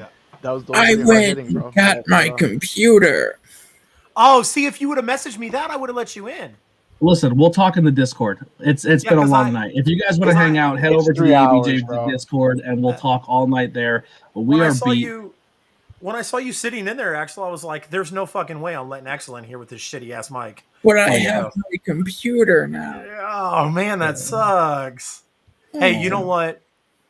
Next time, Axel, if Polio ever decides to grace us with their presence again, yeah, I got you, Axel. I got you. Polio is one of my favorite wrestling queens. Oh man. All right. Well, Another Axel, time. have a fantastic night, and we're gonna close this out. All right. I love you, sir. All right. Fuck out of here. Oh, Anyways. Fuck outta here.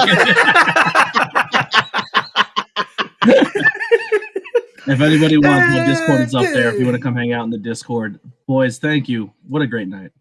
Absolutely. I like how great we're way to gonna start turn off Bad Booking 2023, man. That was Yeah, awesome. that was dope. Fantastic. But gentlemen, we have a couple of things to deal with really quick before we do that.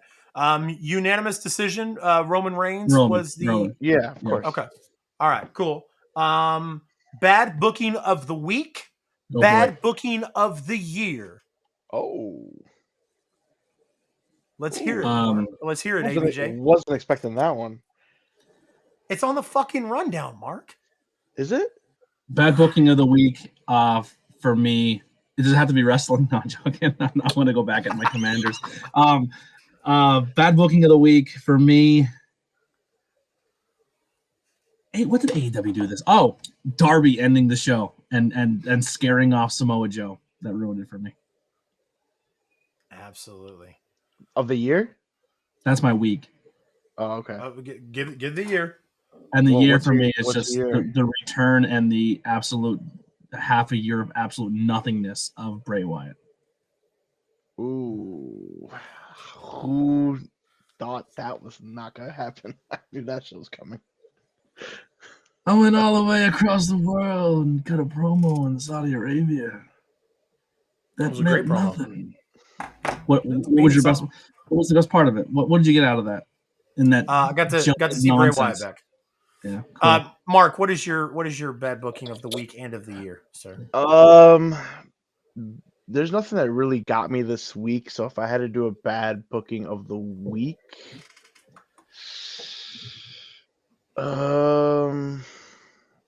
I don't know about bad booking of the week, but bad booking of the year is I'm gonna say the AEW Trios division. Trios division. Okay. AEW Trios division, not The best of bad seven. booking of the year, sponsored by Mountain Dew. A dark closed out, lights off. I'm not gonna do another 15 minutes of this Bray Wyatt shit, bro. You hate him. We get it. So what? But yeah, you said you don't have one for the week. I don't. I really didn't hate anything this week. I really didn't. I guess my bad booking of the week would be Charlotte winning the title, not Charlotte coming back. Obviously, Charlotte coming back was awesome. Her winning the title after Ronda had already gone, I thought it was silly. I thought it could wait for a premium live event. Other than that's my for the week. For Here's my the question. year, We've seen Charlotte Ronda so many times in premium live events. I think getting it out of the way in a quick squash like that, so we can move on to something else, is better. I But also are we gonna understand why move on you to picked something it, else? but I don't hate it. Are if we hopefully, it's very true. Yeah, I'm I was gonna say they more than likely going to have the rematch. Yeah. My bad booking for the year is my bad booking for the year would be SmackDown Women's Division. no. It's Absolutely not not. worse than the trios division of AEW. It's not. It's not worse than the trios division of AEW. But my bad booking of the year. The House of Black. No, would I say would it be wrong if I said the best of 7? No, No, I'm just kidding. I'm not going to say the best of 7. the matches have been entertaining though, regardless if you hate it or not. I mean, yeah. You know what's another booking that infuriated me this year? Mox and Punk flipping titles in their hometowns so they can get to say they did it in their hometown. That annoyed me. Yeah. Yep. I need something big for the whole year. And if I got to go the whole year, I would say I have my best booking of the year.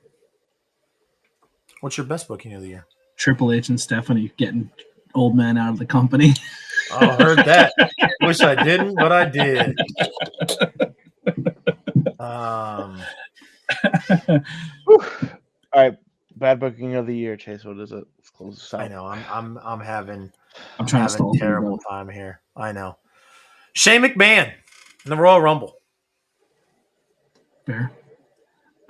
Steven Shamer, no chill. Already goes after NWA. Yeah. Just had an NWA guest on. Listen, I agree. I'm not a huge fan of that. I'm not going to backtrack now because we had a guest on. I was not a fan of that title change, but we have a champion series here. We have a champion series coming up at NWA, and we're going to find out who's going to be that next contender. So tune into NWA on YouTube and find out who's going to be that next champion. Absolutely. I think we. For our recent raid tonight and our guest, we should really take time out of our schedule during the week, and we should add NWA to our lineup of what we watch and talk about. I'm actually going to start trying to watch it. That's what the others and independent section is. Absolutely. But I felt like you and I kind of handicapped Mark there because Mark doesn't watch independent or others. You know, if we want to start picking up New Japan or NWA, I'm not watching 100 room companies, but I'll add NWA to the list, and I will absolutely add NWA to my list of watch, and I will try my absolute best to throw Impact in there. I like it. Going into 2023, new year, new me, more wrestling. That's what I need. All right, guys, that is it. We've talked so much about the people that were came in here and their social medias. I wish I would have had Savage spit out his social medias before. Wrestling with Savage everywhere. Wrestling with Savage everywhere. Yeah, I just followed him on TikTok. Yep. Tantalizing Tony still. God, man, it's way past his bedtime. Yeah, he's way up. He's off tomorrow. He's gonna wake up with a sore back tomorrow. For being up so late. Anyways, appreciate everybody joining tonight, guys. Let's run it down real quick. ABJ, tell everybody where they can find you on social media, sir. Anthony Blackwell Jr. on everything. If it's not there, just A Blackwell Jr. Head over to the YouTube channel. We just hit 400 subscribers, which is super exciting. Very pumped about that. Can we hit 500? Can we keep the streak going of 100 subs a month on this brand new channel? Who knows? If we hit 500, we're halfway to the 1K. Tons of interviews coming. I'll have 2 interviews every Tuesday the entire month of January. So the one in the afternoon, morning-ish, and then one at night, around 7, 8 o'clock. So tons of interviews, tons of independent talent. A lot of rookies that had their first couple of years, like their first year in the company on the independent scenes, talking to them. So you're going to hear a lot about how their young starts are coming up, which I think is an interesting topic that doesn't get talked about a lot in wrestling. And I'm also interested in interviewing anyone that's not in wrestling, musicians, artists, you have a content creator, anything. The door's open. Head over to the link tree and fill out a form, and it sends me a little alert, and I'll hit you up, and we'll get you booked up for a date. Like I said, still grinding for that equipment so I can do some cool more things in person, but that's all I got. Fantastic. Mark. Mark Pro got Wrestling the. Kingpin Are on you almost done? everything. That's it. Yeah. Getting Mark, kicked off. Mark, he's like, I'm almost done. I'm almost done. Yeah. Pro Wrestling Kingpin on everything, guys. Chase, That new Fantastic. YouTube channel. YouTube channel coming as soon as I get this house. And another. Is that new show a thing yet, or you just adding people on it? No, it is. As soon as we get into the new house, yes. Okay, cool. I won't put it out there then. Um, Not yet. Chase CR Media, guys. You guys know where to find me. If you're watching on Twitch, make sure you hit that follow button. No matter where you're watching, make sure you hit the follow button, the notification bell, so you never miss anything. If you are watching on Twitch, hit !CR Media. It'll bring up my link tree, and then that way you can follow me on every form of social media. Guys, like I said, we're putting out plenty of wrestling content and putting out a bunch more in 2023. One quick thing. Yes. If you head over to my link tree right now and click on the T Public, the brand new 2 shirts are available. The Year of ABJ and the brand new 2023 I Heart ABJ t-shirts are out there. So they are available and they are on sale for the first, I think, 2 days. They've just been posted. They're only on T Public. They're not on Teespring. So head over there and grab your brand new the 2023 Year of ABJ t-shirt or the brand new 2023 edition of the I Heart ABJ. And that's all I got. Chase, let's get out of here. Absolutely. All right, guys. For myself, Chase CR Media, for my friend Anthony Blackwell Jr., and for my friend Pro Wrestling Kingpin, as usual, good fight and good night.